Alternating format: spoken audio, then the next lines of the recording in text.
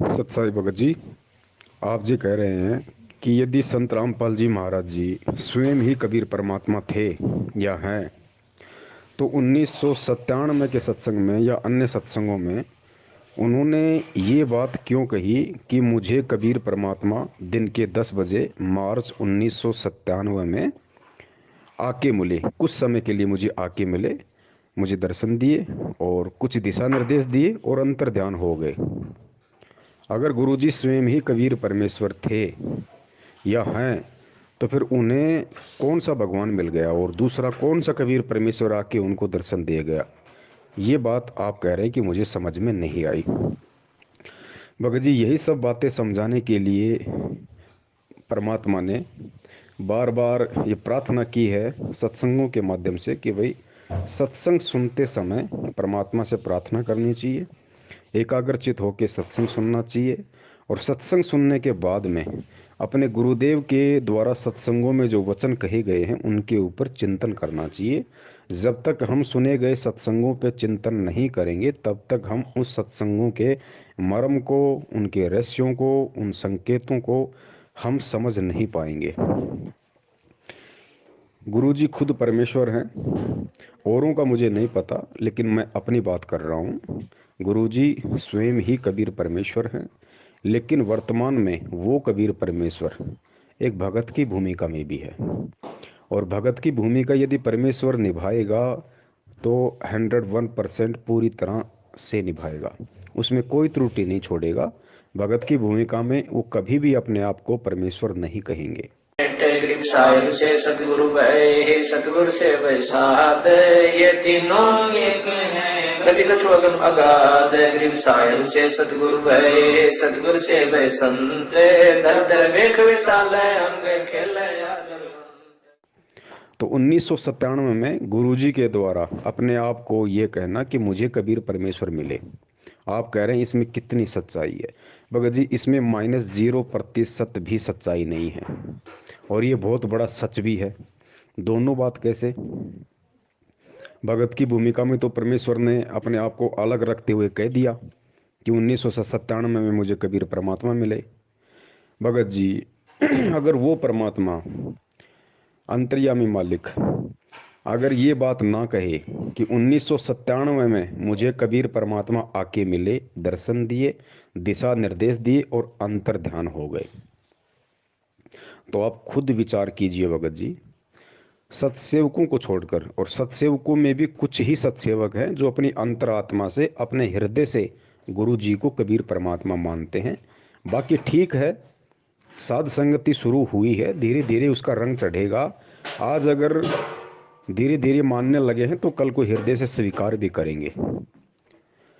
अगर गुरुजी ये बात 1997 में अपने आप को छुपाते हुए ना कहते कि मुझे कबीर परमात्मा आके मिले, तो भगत जी विचार करो, मैनेजमेंट के पीछे लगी हुई 70% संगत जो आज भी उनका जन्मदिन मना रही है, आप ये तो मानते हो ना कि 1997 में तो भाई कबीर परमात्मा मिले और 1997 में गुरुजी की आत्मा को सतलोक भेज दिया और संत रामपाल जी के शरीर में या उनके शरीर का उपयोग वो कबीर परमेश्वर स्वयं कर रहा है। यानी कहने का मतलब ये कि 1997 से धरती पे कबीर परमात्मा है संत रामपाल जी के रूप में, और संत रामपाल जी की आत्मा 1997 में सतलोक चली गई। ये बात आपके अच्छे से समझ में आ रही है, लेकिन ये बात भगत जी मैनेजमेंट के समझ में क्यों नहीं आ रही? ये बात मैनेजमेंट के पीछे हुए लोगों के समझ में नहीं आ रही। अगर ये बात भी आज उन लोगों को समझ में आ जाती कि भाई चलो ठीक है, संत रामपाल जी का जन्म हुआ है, वो माँ के पेट से आए हैं मैनेजमेंट के अनुसार, उनके पीछे लगे हुए लोगों के अनुसार, लेकिन वो लोग ये तो मानते हैं ना कि 1997 में उनकी आत्मा को सतलोक भेज दिया। अगर वो ना मानेंगे तो सबसे बड़ा सबूत हमारे पास में है, उनको उसके बाद मानना पड़ेगा। संध्या आरती के सबसे लास्ट में आता है, तेरा रामपाल अज्ञान किया सतलोक का वासी। एक और वाणी है परमात्मा की कि सतलोक में चल मेरी सुरता, यहाँ ना लावे देरी, सांच कहूँ ना झूठ रतीवर बात मान ले मेरी। अंतिम चौपाई में कहा गया है कि लोक अनामी जावेगी, वहाँ कोन्या मिले चुबारे, आत्मा और परमात्मा वहाँ कोन्या रहते न्यारे। और रामपाल प्रीतम प्यारे की आत्मा, ध्यान देना, रामपाल प्रीतम प्यारे की आत्मा वहाँ पूर्ण आनंद ले रही। कहाँ पे? अनामी लोक में। लोक अनामी जावेगी वहाँ कोई ना मिले चौबारे, आत्मा और परमात्मा वहाँ कोई ना रहते न्यारे। लोक अनामी जावेगी वहाँ कोई ना मिले चौबारे, आत्मा और परमात्मा वहाँ नहीं रहते न्यारे। रामपाल प्रीतम प्यारे की आत्मा वहाँ पूर्ण आनंद ले री, सच कहूँ ना झूठ रती भर बात मान ले में।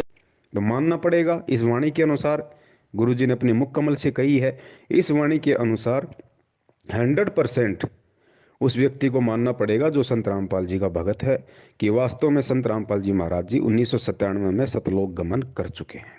फाइनल कि धरती पे संत रामपाल जी नहीं है, संत रामपाल जी के शरीर का उपयोग कबीर परमात्मा कर रहा है, जो अविनाशी है, अजन्मा है, स्वयंभू है, सतगुरु है, सारी सृष्टि का रचनहार है। तो 1997 में से यदि खुद वो कबीर परमात्मा जो माँ के गर्भ से जन्म नहीं लेता, यदि वो धरती पे प्रकट है, तो भाई 8 सितंबर 2019 को फिर किसका जन्मदिन मनाया गया? इस बात का जवाब भगत जी किसी के पास नहीं है, और ये इतिहास बन चुका है। आने वाले समय की आत्माएं इन्हीं बातों को बार बार विचार करके, चिंतन करके और भक्ति पे दृढ़ हुआ करेंगी कि देखो, गुरुजी के 24 घंटे शरण में रहने वाले, गुरुजी के बेटा बेटी कहलाने वाले, परमात्मा के रिश्तेदार कहलाने वाले इतना बड़ा धोखा खा गए।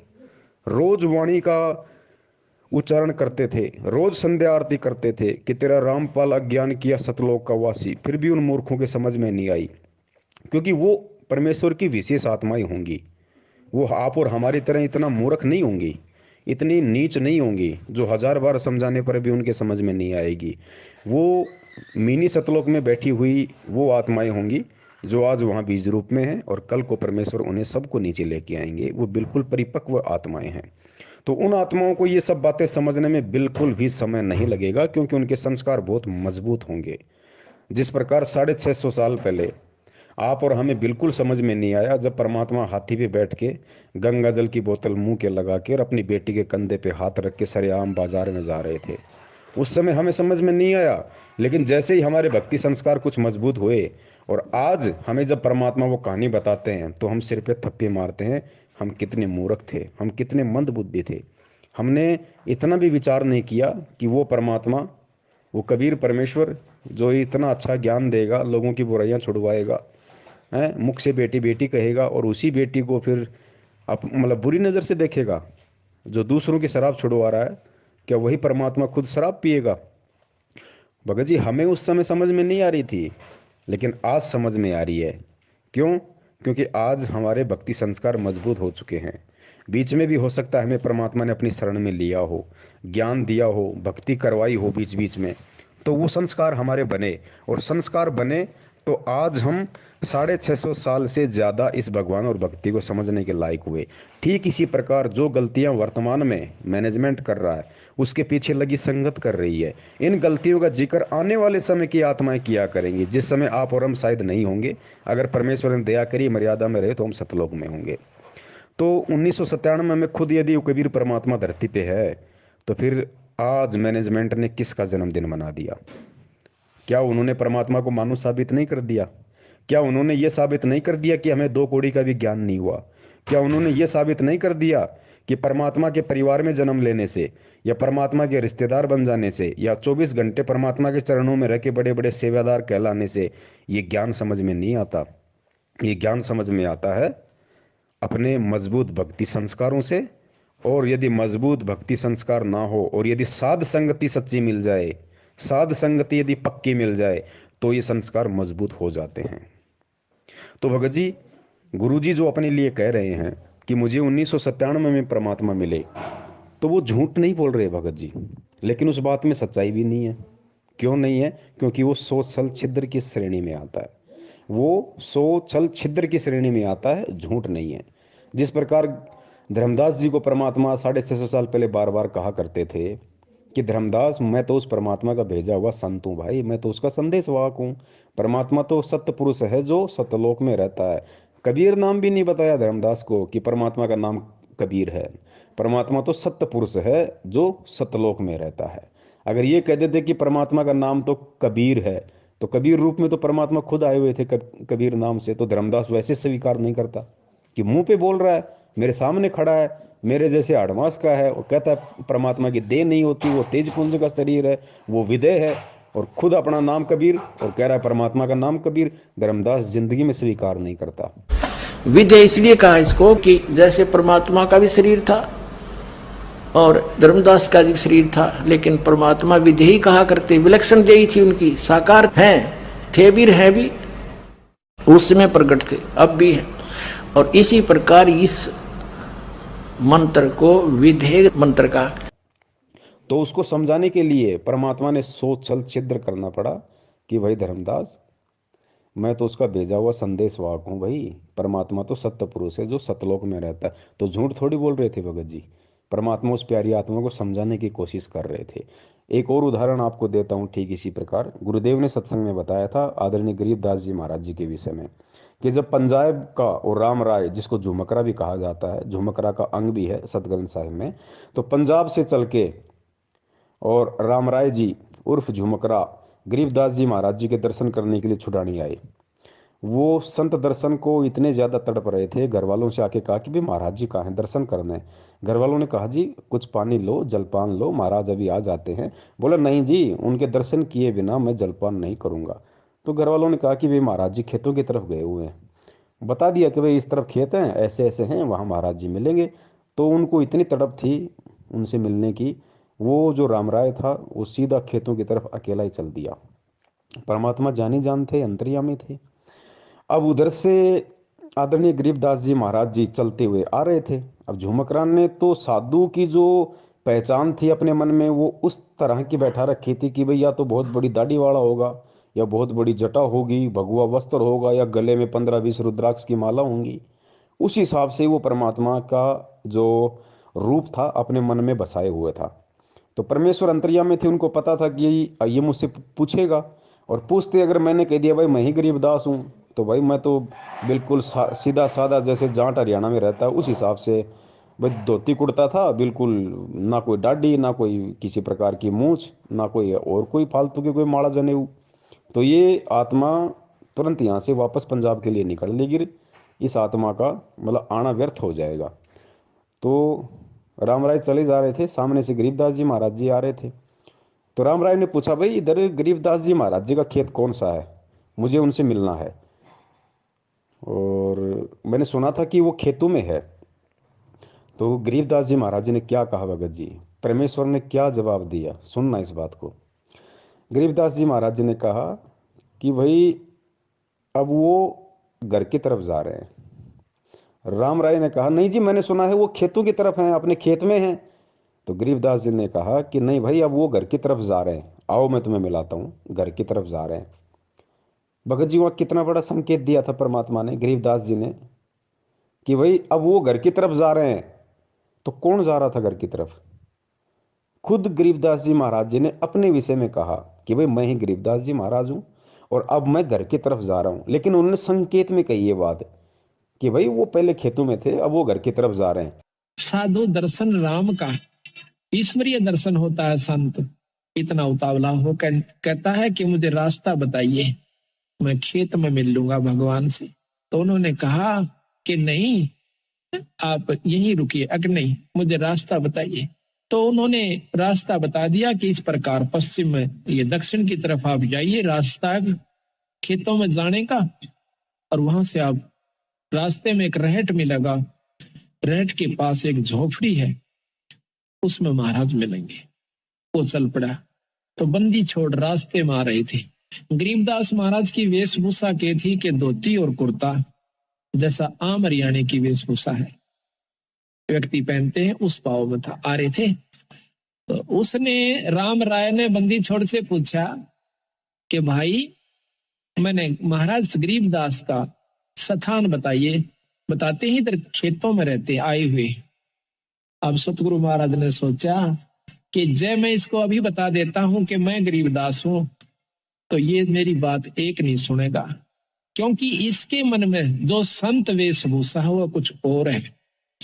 वो क्या सोच का आया था कि बहुत बड़े संत होंगे, सिर पर दाढ़ी बड़ी हुई होगी, लंबी जटा होगी, हाथ में कोई त्रिशूल होगा, कोई कपड़े होंगे तो गेरुआ होंगे, और नहीं होंगे तो तन पे एक लंगोटी होगी, एक कपड़ा छोटा सा होगा, और शरीर पर राख मसड़ रखी होगी। तो सतगुरु ने सोचा कि कहीं इस बेचारे का आना असफल ना हो जाए। बंदी छोड़ कहने लगे कि महाराज तो भाई आ जाओ, मैं मिलाऊंगा आपको। वो कहता मैंने सुना है खेतों में गए, कोई नहीं अब घर को जा रहे हैं। अब वो वापिस आ जाता है। आ जाओ मैं मिलाता हूँ, आ जाओ। तो राम राय जी उनके साथ साथ हो लिए। राम राय जी ये समझ नहीं पाए कि ये कहना क्या चाह रहे हैं, कि अब घर की तरफ जा रहे हैं तो कहाँ जा रहे हैं, कौन जा रहा है, कहाँ जा रहा है, कुछ भी उनकी बुद्धि में नहीं आया। और वो उनके पीछे पीछे हो लिए कि चलो भाई ये कह रहे हैं, ये जानते होंगे, वो चले गए होंगे मेरे से पहले, या कहीं और से साइड वाइड से कहीं चले गए होंगे। तो भगत जी ये संकेत हमने समझना है। तो क्या गरीबदास जी महाराज जी वहाँ पे झूठ बोल रहे थे? उन्होंने झूठ नहीं बोला भगत जी, क्योंकि वो स्वयं परमात्मा थे। और स्वयं उन्होंने कहा कि अब वो घर की तरफ जा रहे हैं, पहले खेतों में थे अब घर की तरफ जा रहे हैं। अब राम राय नहीं समझ पाया इस बात को, तो भगत जी उसमें परमात्मा का क्या दोष? और परमात्मा ने झूठ भी नहीं कहा। तो भगत जी इसी प्रकार सन 1997 में परमात्मा ने उन आत्माओं के अंदर भक्ति की एक अलग जगाने के लिए, भगवान पे विश्वास बनाए रखने के लिए, कि मालिक को पता था कि सत्सेवकों को छोड़ के, जो मेरे ज्ञान आधारी बच्चे हैं उनको छोड़ के बाकी जो संगत है वो काल प्रेरित होगी और मैनेजमेंट खुद उनका संचालन करेगा। अगर ये 1997 वाली बात यदि आज मैंने सन 2005 में गहरी नज़र गीता में पेज नंबर 538 पे शायद अगर मैंने नहीं लिखी, तो जो मैनेजमेंट के पीछे लोग लगे होंगे उस समय, वो भी मुझे बिल्कुल परमात्मा नहीं मानेंगे, वो कभी मुझे परमात्मा के रूप में स्वीकार नहीं करेंगे। कम से कम वो 1997 वाली उस घटना को पढ़ के थोड़ा बहुत तो यकीन कर लेंगे कि भाई हाँ, संत रामपाल जी तो भगवान नहीं थे, वो तो 1997 में सतलोक चले गए, 1997 के बाद उनके रूप में कबीर परमात्मा है। तो गुरुजी ने सोचा चलो किसी ने किसी बात को आधार बना के तो ये कम से कम मुझे परमात्मा माने, मुझे परमात्मा के रूप में स्वीकार करें, ताकि मैं इन पे दया दृष्टि रखूं, ये भक्ति से जुड़े रहें और जुड़े रहेंगे। इतना मान के भी कि 1997 में संत रामपाल जी चले गए और आज उनके रूप में कबीर भगवान धरती पे है, अगर इतना भी मान लेंगे ये, तो फिर भी और मेरे पीछे लगे रहेंगे, तो धीरे धीरे धीरे धीरे इनके संस्कारों को मजबूत करूंगा। तरीका कोई भी अपनाऊंगा, स्वयं प्रेरणा करूंगा या सत्सेवकों के माध्यम से, साध संगति के माध्यम से संदेशा पहुंचाऊंगा, कुछ भी करूंगा। ये परमेश्वर की भगत जी सोच छल छिद्र होते हैं। और दास ने पहले ही बताया था, अगर 1951 में यदि संत रामपाल जी महाराज जी परमात्मा नहीं होते, पहली बात तो ये कि परमात्मा कोई आगे जाके परमात्मा नहीं बनता भगत जी। परमात्मा अजन्मा होता है, परमात्मा आदि अंत एक समान होता है। अगर किसी को लगता है कि 1997 में ही संत रामपाल जी के रूप में धरती पे कबीर परमात्मा प्रकट है, तो ये उनकी बहुत बड़ी गलतफहमी है, क्योंकि परमात्मा परमात्मा होता है और वो परमेश्वर 8 सितंबर 1951 से ही कबीर परमात्मा है।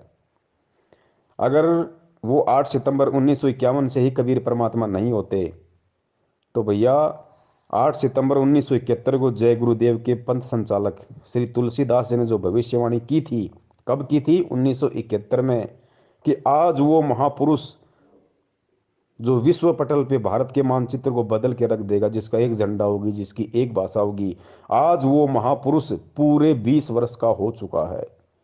तो भाई यदि संत रामपाल जी महाराज जी का 1951 में जन्म हुआ था, माँ के पेट से आए थे, आप और हमारे जैसे सामान्य व्यक्ति थे, भगत थे, तो जय गुरुदेव ने किसको महापुरुष कहा? 1971 में ही जय गुरुदेव ने किसको महापुरुष कह दिया कि वो महापुरुष आज पूरे 20 वर्ष का हो चुका है? भगत जी इस बात पे विचार करो। और अगर गुरुजी वो महापुरुष ना होते, तो जय गुरुदेव की भविष्यवाणी का गुरुजी कभी भी समर्थन नहीं करते। गुरुजी केवल सत्य का समर्थन करते हैं, चाहे किसी की भविष्यवाणी क्यों ना हो। दूसरा पॉइंट, गुरुदेव ने कहा कि एक समय में पृथ्वी पे केवल एक ही संत होता है। इसलिए हमने उन नकली सतगुरुओं से बात नहीं बनेगी, एक समय में एक ही सतगुरु होता है। जैसे परमात्मा जब आए थे उन्होंने किसी को भी नाम देने का आदेश नहीं दिया था और स्वयं ही उपदेश दिया करते थे। 64 लाख शिष्य उनके हो गए थे, उन सब के स्वयं ही गुरु थे, स्वयं ही सतगुरु थे। और एक समय में एक ही संत होता पूरी पृथ्वी पे उस परमेश्वर का। वैसे तो ये अन्य उपासना बताने वालों की तो गिनती ही नहीं है। एक समय में पृथ्वी पे केवल एक ही संत होता है, दूसरा संत नहीं होता। तो बता दीजिए, आज संत रामपाल जी महाराज जी एक भगत की भूमिका में अपने दादा गुरुदेव जी के लिए क्या शब्द यूज करते हैं? मेरे पूज्य गुरुदेव। और भक्ति मार्ग में गुरुजी ने बताया कि पूज्य शब्द केवल उसी के लगता है जो परमात्मा होता है, जो स्वयं परमात्मा होता है। लेकिन दादा गुरुदेव स्वामी रामदेवानंद जी महाराज जी कोई परमात्मा नहीं थे, ना ही वो सतगुरु थे। वो सतगुरु भी नहीं थे भगत जी, और ना ही वो परमात्मा थे। वो केवल एक भगत थे, इससे ज़्यादा कुछ नहीं थे। अगर वो सतगुरु थे, या फिर जैसे गुरुजी ने भगत की भूमिका में उनके नाम से पहले लगाया मेरे परम पूज्य गुरुदेव, मेरे पूज्य गुरुदेव, मेरे सतगुरुदेव, तो ये जो सतगुरु शब्द है, ये पूज्य शब्द है, ये केवल परमेश्वर के लिए, बंदी छोड़ के लिए, परमात्मा के लिए है, ध्यान रखना। तो भगत जी, अगर वो पूज्य होते वास्तव में, अगर वो परमेश्वर होते दादा गुरुदेव, यदि दादा गुरुदेव वास्तव में सतगुरु होते, तो भगत जी 1994 में संत रामपाल जी महाराज जी सतगुरु नहीं बन सकते थे। सांसारिक दृष्टि में नाम दान देने के लायक नहीं बन सकते थे, क्योंकि पृथ्वी पे एक समय में दो सतगुरु नहीं हो सकते भाई। पृथ्वी में एक समय में एक ही सतगुरु होता है, ध्यान रखना। तीसरा पॉइंट बहुत अहम है और इसको हमने भगत जी समझना पड़ेगा। बगैर समझे हम इसकी गहराई में नहीं जा पाएंगे। ये जो सतनाम का जो मंत्र है 2 अक्षर का, जो शायद आपको मिला या नहीं मिला मुझे नहीं पता, लेकिन सबको पता है कि सतनाम में 2 मंत्र कौन से हैं। ये 2 मंत्र देने का अधिकारी इस पूरी सृष्टि में सतनाम मंत्र देने का अधिकारी गुरु बनकर, सतगुरु बनकर यदि कोई दे सकता है तो केवल बंदी छोड़ कबीर साहब दे सकता है। और कोई भी व्यक्ति सतनाम का मंत्र किसी को नहीं दे सकता, और ना ही ये प्रथम नाम जो है, 5 नाम, ये कोई दे सकता भगत जी, कोई नहीं दे सकता। ये केवल परमेश्वर कबीर साहिब ही दे सकते हैं, इनके अलावा कोई नहीं देगा। कबीर जी ने ये नाम 650 साल पहले दिए। उसके बाद बता दो भगत जी, किस महापुरुष ने ये सतनाम को दान किया? किसी ने दान नहीं किया, आज तक रिकॉर्ड है, क्योंकि उनके अलावा कोई दूसरा कर ही नहीं सकता। 650 साल पहले वो स्वयं आए थे, तो उन्होंने लोगों को सतनाम दिया, कुछ विशेष आत्माओं को सतनाम दिया और रिकॉर्ड करवा दिया धर्मदास जी के माध्यम से, क्योंकि धर्मदास जी को परमेश्वर ने सतनाम दिया था। तो धर्मदास जी के माध्यम से परमात्मा ने कबीर सागर में भी रिकॉर्ड करवा दिया पूरा, वो 2 शब्द भी लिखवा दिए, ताकि कल को झूठे ना हो जाएं कि सतनाम में ये मंत्र नहीं है। तो कबीर परमात्मा ने 650 साल पहले सतनाम दिया। उसके 200-250 साल बाद वही कबीर परमात्मा गरीबदास जी महाराज जी के रूप में आए। लेकिन 250 साल पहले जब गरीबदास जी महाराज जी यहाँ आए, तो उनका मकसद किसी को सतनाम देना नहीं था, उनका मकसद किसी का मोक्ष करना नहीं था, उनका मकसद किसी को प्रथम नाम देने का नहीं था। और उन्होंने ना किसी को सतनाम दिया, ना किसी को प्रथम नाम दिया। ये 7 मंत्र जो आज हमें मिले हुए, किसी को नहीं दिया गरीबदास जी महाराज जी ने। जितने भी उनके शिष्य बने, जितने भी उनके भगत बने, सबको उन्होंने भिन्न भिन्न नाम दिए। किसी को हरे राम, किसी को ओम नमो भागवते वासुदेवाय, किसी को ओम नमः शिवाय, क्योंकि उनका मकसद उस समय किसी का मोक्ष करना नहीं था। गरीबदास जी महाराज जी के रूप में कबीर परमात्मा जब आए थे, उनका केवल एक टारगेट था, और परमात्मा जिस विशेष काम के लिए आते केवल उसी को पूरा करके जाते हैं। तो 300 साल पहले गरीबदास जी महाराज जी का इस पृथ्वी लोक पे आना और एक लीला करना, उनका जो मकसद था वो ये था कि कबीर सागर में जो त्रुटियां काल प्रेरणा से लोगों ने कर दी थी, जो गड़बड़ कर दी थी, उसको सुधार करना और ग्रंथ साहिब के रूप में एक नया ग्रंथ लिपिबद्ध करना, आप और हमारे लिए, इस समय के लिए। तो परमात्मा उस समय केवल उसी काम के लिए आए थे। और वो काम उन्होंने पूरा किया और हो गए। लेकिन उन्होंने किसी को सतनाम नहीं दिया। वो 2 मंत्र किसी को दान नहीं दिए उन्होंने, ना अपने बच्चों को दिए ना किसी और को दिए। केवल अपने ग्रंथ साहिब में उन मंत्रों को लिख के चले गए, ताकि आज हमारे को विश्वास हो कि वास्तव में यही सतनाम है जो आज हमें संत रामपाल जी महाराज जी दे रहे हैं। वरना हम यकीन ही नहीं कर पाते कि यही सतनाम होगा, हम 650 साल पहले की तरह भ्रमित हो जाते। कलयुग की बिचली पीढ़ी में 12वां पंथ ये काल के जो कबीर पंथ में होंगे ना, गरीबदास का होगा। और तब तक मैं जो अब ये वाणी लिखवा रहा हूं ज्ञान, इसमें भी ये अपनी सोच अनुसार परिवर्तन करेंगे, कुछ इसका प्रारूप बिगाड़ेंगे। काल बिगड़वा होगा क्योंकि इसने सूक्ष्म वेद का नाश कर दिया था। और फिर गरीबदास नाम से 12वां पंथा होगा, ये मेरे नाम से। उसमें मेरी महिमा की वाणी को मैं पुनर् यथार्थ रूप में प्रकट करवाऊंगा। और वो वाणी इतनी प्रसिद्ध नहीं होएगी, लोग उसको छेड़छाड़ नहीं करेंगे। और गरीबदास ने आदेश दे दिया था उस लिखने वाले को कि जो मैं बोलूं उतना ही लिखेगा, और इसमें कोई छेड़छाड़ करेगा उसकी दुर्गति हो जाएगी। तो भगत जी गरीबदास जी महाराज जी ने भी किसी को सतनाम नहीं दिया, वो 2 मंत्र नहीं दिए। और आज वर्तमान में संत रामपाल जी महाराज जी और कबीर साहिब जी के बीच में जितने भी महापुरुष हुए हैं जिनका जिक्र गुरु जी करते हैं, चाहे धर्मदास जी हो, चाहे गरीबदास जी हो, चाहे नानक जी हो, मलुकदास जी हो, घीसा दास जी हो, कितने भी महापुरुष हुए हैं भगत जी, उन सबको परमात्मा ने ये सतनाम दिया। लेकिन उनमें से किसी को भी आगे सतनाम को दान करने का आदेश नहीं दिया। आदरणीय नानक जी भी, क्योंकि नानक जी तो नाम दे ही नहीं सकते थे, लेकिन जब बेई नदी से परमात्मा उनको सतलोक ले गए तो वही पुनकर्मी आत्मा थी परमात्मा की, मालिक ने उसी समय उनको सतलोक में बैठा दिया था। उसके बाद में जब वापस वो आए तो नानक जी नहीं थे, कालूराम मेहता का बेटा नहीं था भगत जी, स्वयं कबीर परमात्मा नानक जी के रूप में धरती पे मौजूद है। और नानक जी कितने वर्ष तक रहे, उतने वर्ष तक परमात्मा ने नानक जी के रूप में लीला की। नानक जी के वो शरीर, वो चोला धारण किया परमात्मा ने, नानक जी वाला, और पूरे समय उन्होंने लीला की। और नानक जी के रूप में भी वो कबीर परमात्मा वाहे गुरु ही नाम देता रहा, लेकिन सतनाम किसी को नहीं दिया। लेकिन आज हमें विश्वास हो कि वास्तव में यही सतनाम है, नानक जी के माध्यम, मतलब नानक जी के रूप में उन्होंने गुरु ग्रंथ साहिब में वो मंत्र लिख दिए, ताकि हमें आज हमें विश्वास हो। अब बहुत सारे भाई कहते हैं भाई ये कैसे हो सकता, नानक जी के रूप में कबीर परमात्मा, ये तो नहीं हो सकता, हमने गुरु जी के मुख से सुना ही नहीं। अरे गुरु जी नहीं बताएंगे भाई, गुरु जी ने जो बताना था वो सब कुछ खोल के बता दिया। अब गुरु जी के सत्संगों का निष्कर्ष आपने निकालना पड़ेगा।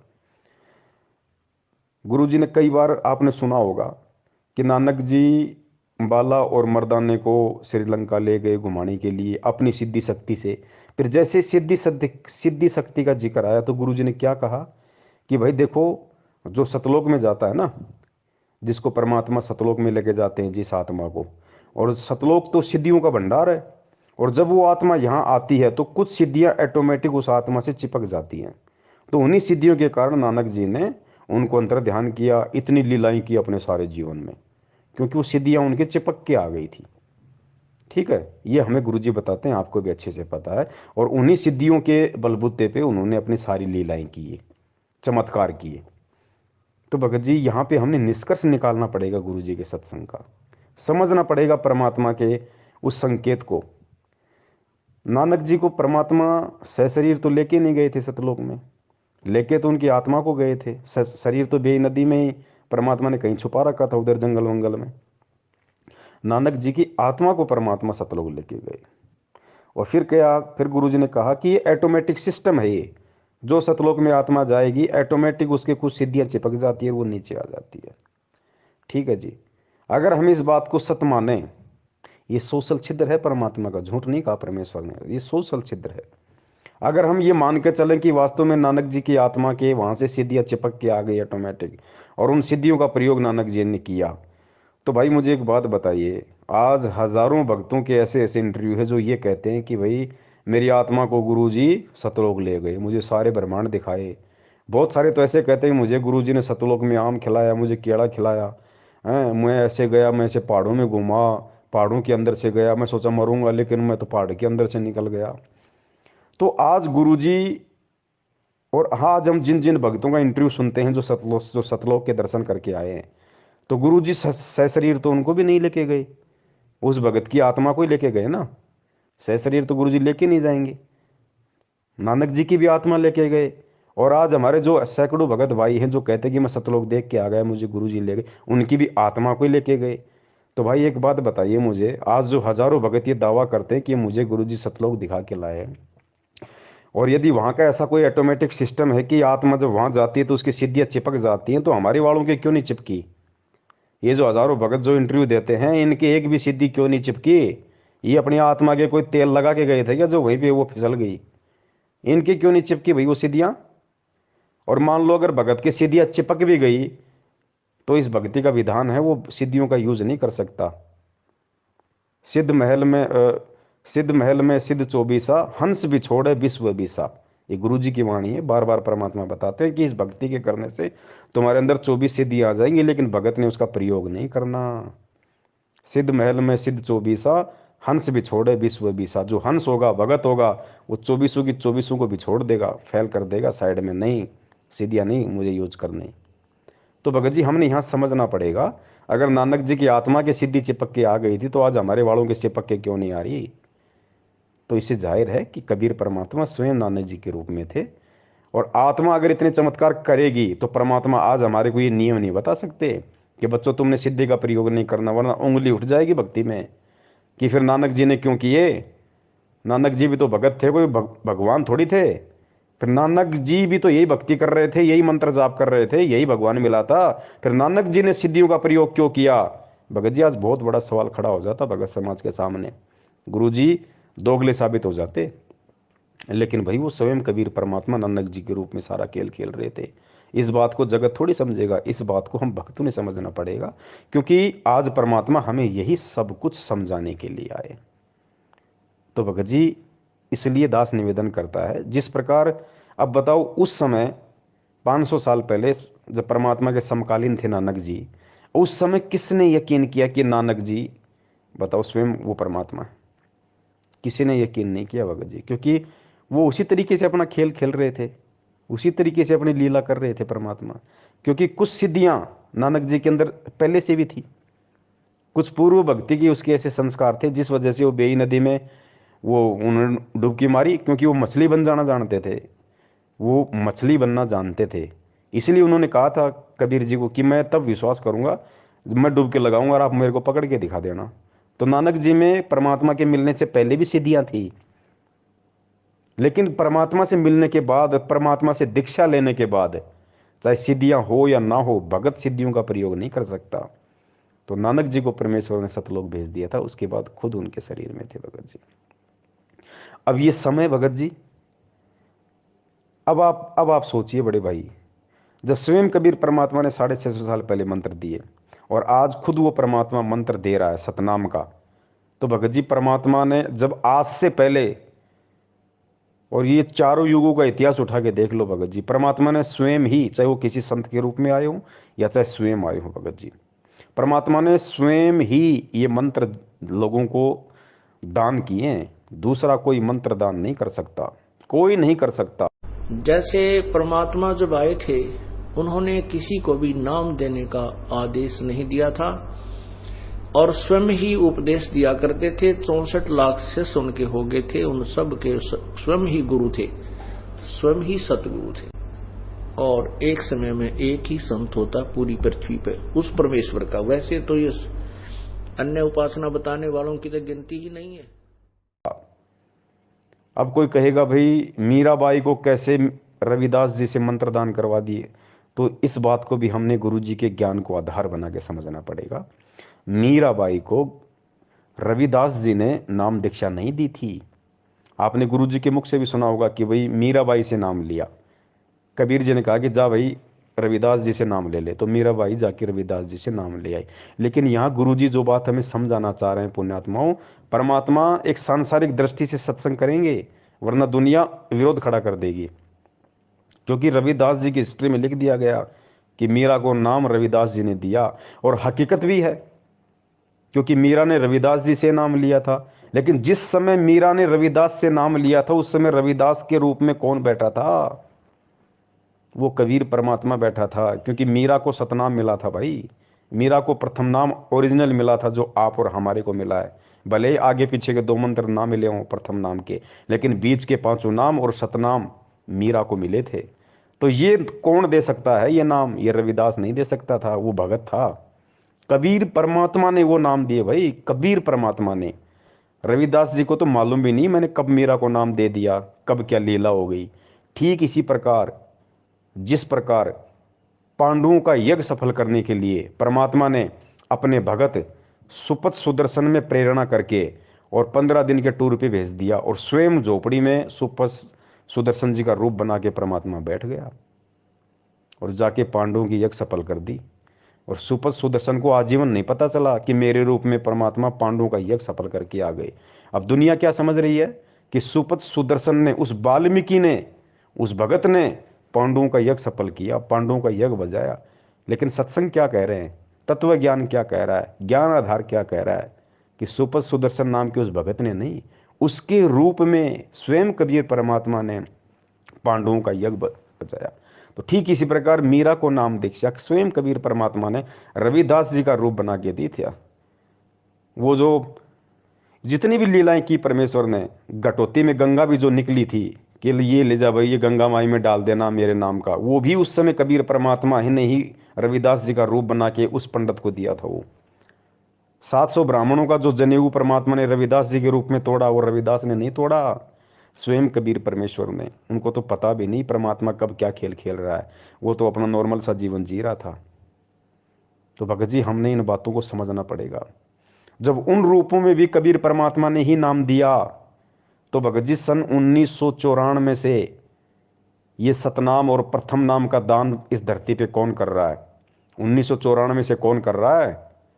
अगर आपको लगता है कि 1997 में संत रामपाल जी सतलोक चले गए और 1997 से कबीर परमात्मा धरती पे है, तो फिर 1994 में भगत जी सतनाम किसने दिया लोगों को? प्रथम नाम किसने दिया लोगों को, जो नाम कबीर जी के अलावा कोई दे ही नहीं सकता? जैसे परमात्मा जब आए थे उन्होंने किसी को भी नाम देने का आदेश नहीं दिया था और स्वयं ही उपदेश दिया करते थे। 64 लाख शिष्य उनके हो गए थे, उन सब के स्वयं ही गुरु थे, स्वयं ही सतगुरु थे। भगत जी इन सब बातें ये सांकेतिक हैं।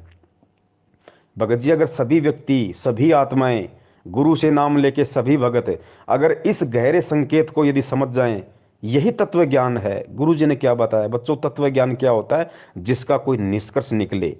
जैसे दूध होता है, दूध को लाए, उसको गर्म किया, उसको जिमाया जामन डाल के, उसका दही बना, फिर उसको मथा, फिर उसमें छाछ अलग निकलेगी, फिर उसके अंदर घी निकलेगा, फिर उस घी को गर्म किया जाता है, फिर उसका मैल निकाला जाता है, और फिर उस घी को किसी बोतल में बंद किया जाता है, और फिर वो रत्न बराबर हो जाता है, वो 50 साल खराब नहीं होता। तो ऐसे भगत जी ये तत्व ज्ञान का निष्कर्ष आज गुरु जी के सत्संगों को आधार बना के, उनके ज्ञान को आधार बना के आज भगत जी हम भक्तों ने स्वयं करना पड़ेगा। आज परमात्मा जबरदस्ती नहीं करेगा भगत जी, परमात्मा जबरदस्ती नहीं समझाएगा। अब ये सार भगत जी हम भक्तों ने निकालना पड़ेगा। यही तत्व ज्ञान है, इसीलिए परमात्मा ने बिजली पीढ़ी का समय चुना और इसीलिए परमात्मा ने आज हमारे को अक्षर ज्ञान करवाया, ये शिक्षा दी, इसीलिए दिए भगत जी। आज भी परमात्मा चोटी पकड़ के खाना नहीं खिलाएगा, मालिक ने खाना सामने रख दिया, खाना हमने पड़ेगा कि क्या हमारे लिए उचित है, क्या हमारे लिए अनुचित है।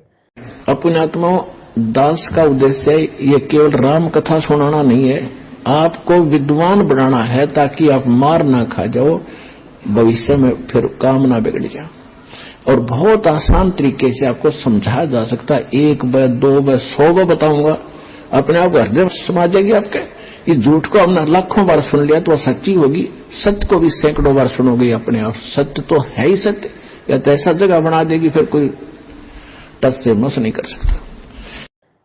तो आज हर स्थिति में भगत जी परमेश्वर को दोष नहीं दिया जा सकता।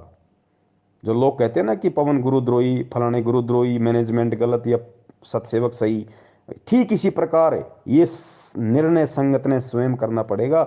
इस ज्ञान को आधार बना के गुरु जी के भरोसे बैठोगे, मूर्खता में रहोगे। जिस प्रकार परमात्मा ये गहरे गहरे संकेत नहीं बता रहे, ये कह के छोड़ दिया कि 1997 में मेरे को कबीर परमात्मा मिले, लेकिन निष्कर्ष निकालने वालों ने, गोताखोरों ने गोता मार के वो हीरे मोती समुद्र के नीचे से उठा के ले आए। उन लोगों ने ज्ञान आधार से और निष्कर्ष निकाल लिया कि 1997 में परमात्मा धरती पे आया, या 8 सितंबर 1951 को ही परमात्मा धरती पे आ गया था।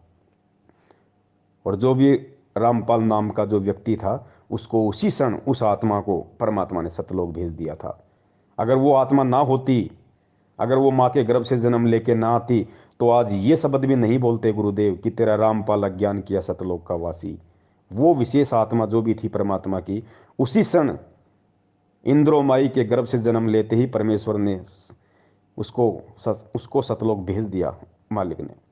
मालिक का तो सेकंडों का काम है, चुटकियों का काम है परमेश्वर का। तो अब बहुत सारे लोग कहेंगे भैया अगर वो आत्मा उसी समय सतलोक चली गई थी तो फिर इंद्रोमाई ने फिर संत रामपाल जी का विवाह किया अनारो माई के साथ, और आत्मा तो उसी समय सतलोक चली गई। उसके बाद से उस शरीर में स्वयं कबीर परमात्मा, तो फिर अनारो माई को बच्चे पैदा किसने किए? अनारो माई को बच्चे कैसे हुए? कबीर परमात्मा तो संभोग करते ही नहीं। भगत जी यही भी हमने तत्व ज्ञान से ही हमने इसका निष्कर्ष निकालना पड़ेगा। भगत जी परमात्मा को हमने पहचानना पड़ेगा, परमात्मा की लीलाओं से आज हमने परिचित होना पड़ेगा। परमात्मा क्या नहीं कर सकता? परमात्मा भगत जी बिना आत्मा के शरीर को ऐसे चला दे जैसे आप और हम चल रहे हैं, बिना आत्मा के शरीर को। अरे जब सिद्धि शक्ति से बिना इंजन के लोगों ने पुष्पक विमान बना लिए थे, जिसमें ना डीजल डलता था, ना जिसमें ईंधन प्रयोग होता था, ना जिसके अंदर कोई पेट्रोल डलता था, वो पुष्पक विमान सिद्धि शक्ति से क्या नहीं हो सकते थे? बिना माता पिता के सहयोग से जब सीता के लिए वाल्मीकि जी ने और एक घास के तिनके से कुश बना दिया, जो रामचंद्र जी का दूसरा बेटा कहलाया था कुश, बताओ उसको वहाँ पे कौन सा संभोग क्रिया की गई थी? सीता जी के साथ में किसने संभोग क्रिया की थी भैया? किसने शारीरिक संबंध बनाए थे?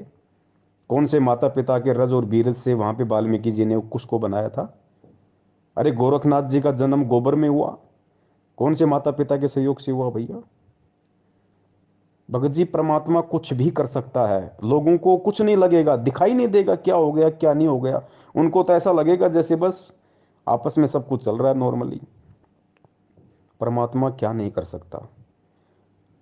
अरे आटा पीसने की चक्की है, सबको पता है, या तो हाथ से चलाओगे तब चलेगी, या जैसे वो पवन चक्की आती है भाई, वो बड़े बड़े पंख होते हैं, फिर हवा का वेग होता है, वो घूमता है, फिर नीचे उसके कोई सिस्टम लगता है, तब वो चक्की पीसेगी, तब या तो उससे लाइट बनेगी या उससे आटा पीसेगा। या आजकल जैसे मोटर आ गई, आप जब तक मोटर नहीं लगाओगे, लाइट नहीं लगाओगे, तब तक वो चक्की नहीं चलेगी, आटा नहीं पीसेगा। ये बिल्कुल सर्वदा सत्य है। लेकिन इब्राहिम सुल्तान ने जब 300 साधुओं को जेल में डाल दिया, और उस समय परमात्मा भी जेल में चले गए, और परमात्मा ने अपनी शक्ति से बस छड़ी को यूँ घुमाया था, बस दूर खड़ा होके 300 चक्कियाँ अपने आप चलने लग गई, और वो सैनिक उसके अंदर गेहूँ डाल रहे हैं, कणक डाल रहे हैं, आटा पिस रहा है। बताइए भाई साहब, कौन सी मोटर लग गई थी? कौन अपने हाथ से चक्की घुमा रहा था? कौन सा वहाँ पे टरबाइन लगा हुआ था जो पवन चक्कियाँ चल रही थी? उधर से परमात्मा वहां पहुंच गए जेल में, जहां उसके बच्चे 360 चक्की पीस रहे थे। अब वहां जाकर के उन पहरेदारों से कहा, पुलिस वालों से, कि भाई मेरी भी सजा कर दी तुम्हारे राजा ने। वो बोले तू अच्छा भला आदमी, आप पे आ गया? कहाँ पे आ गया? मैं तो भाई राजा तो डर लग गया। बोला ठीक है बैठ अंदर। वो बैठा दिया और कहा ये चक्की पकड़। तो परमात्मा खड़े हो गए, कहने लगे भाई देखो एक काम करेंगे हम, चाहे तो चक्की चलवा लो और चाहे इसमें तुम कणक डालो, एक काम तुम करोगे काम करेंगे। और सबको कह दिया बंद कर दो भाई। अब सैनिकों ने सोची अच्छा क्रांतिकारी है, इसने सट्राई करवा दी। कहने लगे बात उन्हें सोची, पुलिस वाला ने सोची कि लाइन नसीब दे कराएंगे आज, पहले 2 घंटे 4 घंटे चक्की चलवाते थे, सारा दिन चलवाएंगे। कहा कि हम कनक डालेंगे और तुम चक्की चलाओ। परमात्मा बोले ठीक है, पोजीशन पकड़ो, आप आओ सारे, तैयार हो जाओ, कणक ले गए। एक अच्छा हो गए तैयार। परमात्मा एक सोटी ले रहे थे, डंडी सी, अपनी चाकी के उस डंडे का लगा दी, चल बच्चा पीस देन काटा। तो वो सारी चक्की 360 की 360 कखा उठा दिया, जैसे बिजली वाली चला करें। अब उन सभी से कहा कि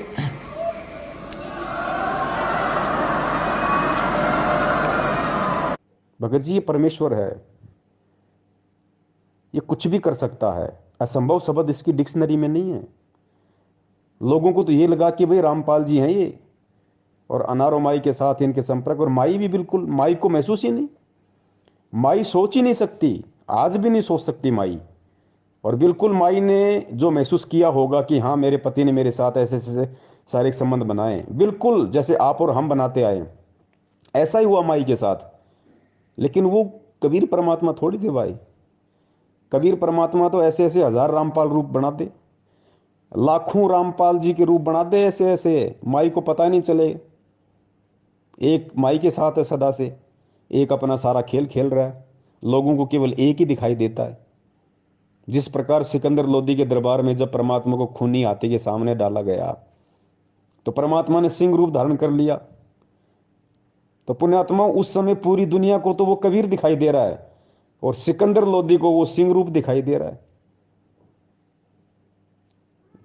ओ सॉरी, उसको हाथी को और पीलवान को, हाथी को और पीलवान को तो परमात्मा सिंह रूप में दिखाई दे रहे हैं, शेर रूप में दिखाई दे रहे हैं, और पूरी दुनिया को और सिकंदर लोदी को परमात्मा कौन से रूप में दिखाई दे रहे हैं?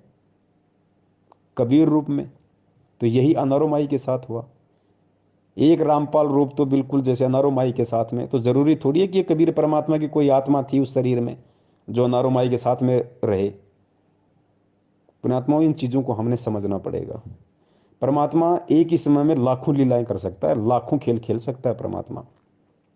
परमात्मा एक ही समय में आपके बाप की भूमिका भी कर देगा, आपकी बहन की भूमिका भी कर देगा, आपके बेटे की भूमिका भी कर देगा, और स्वयं आपकी भूमिका भी कर देगा। अब बताओ कौन पहचान ले उस परमात्मा को? सिकंदर लोदी को परमात्मा ने विराट रूप दिखाया दिल्ली के दरबार में, ऊपर तक देखा परमात्मा को और छोड़ नहीं, पैरों में गिर गया, गिड़गिड़ाने लगा, और दुनिया को वही 5-6 फुट का वो कबीर दिखाई दे रहा है। तो पुण्यात्माओं, ये कबीर परमेश्वर है धरती पे, और ये भक्ति विश्वास की है। गुरुजी हर चीज़ को खोल के नहीं बताएंगे। अगर आज भी हर चीज़ को खोल के बताएंगे तो फिर हमारी बुद्धि कहाँ गई? फिर ये शिक्षा देने का क्या फ़ायदा? ये 650 साल से परमात्मा डंडे मार मार के ज्ञान वाले आज फिर हमें यहाँ क्यों लेके आए? आज भी अगर हम लातों के भूत बनेंगे फिर इस शिक्षा का क्या फ़ायदा? उन युगों युगों के भक्ति संस्कारों का क्या फ़ायदा फिर? तो पुण्यात्माओं, इसीलिए परमात्मा ने सत्सेवकों को निमित्त बना के ये लाइव साध संगति, लाइव शंका समाधान का सिस्टम संगत में चलवाया है। और यकीन मानना, इसमें कोई पवन दास का श्रेय नहीं है, कोई पवन दास का योगदान नहीं है, पवन दास का -0% भी इसमें कोई रोल नहीं है।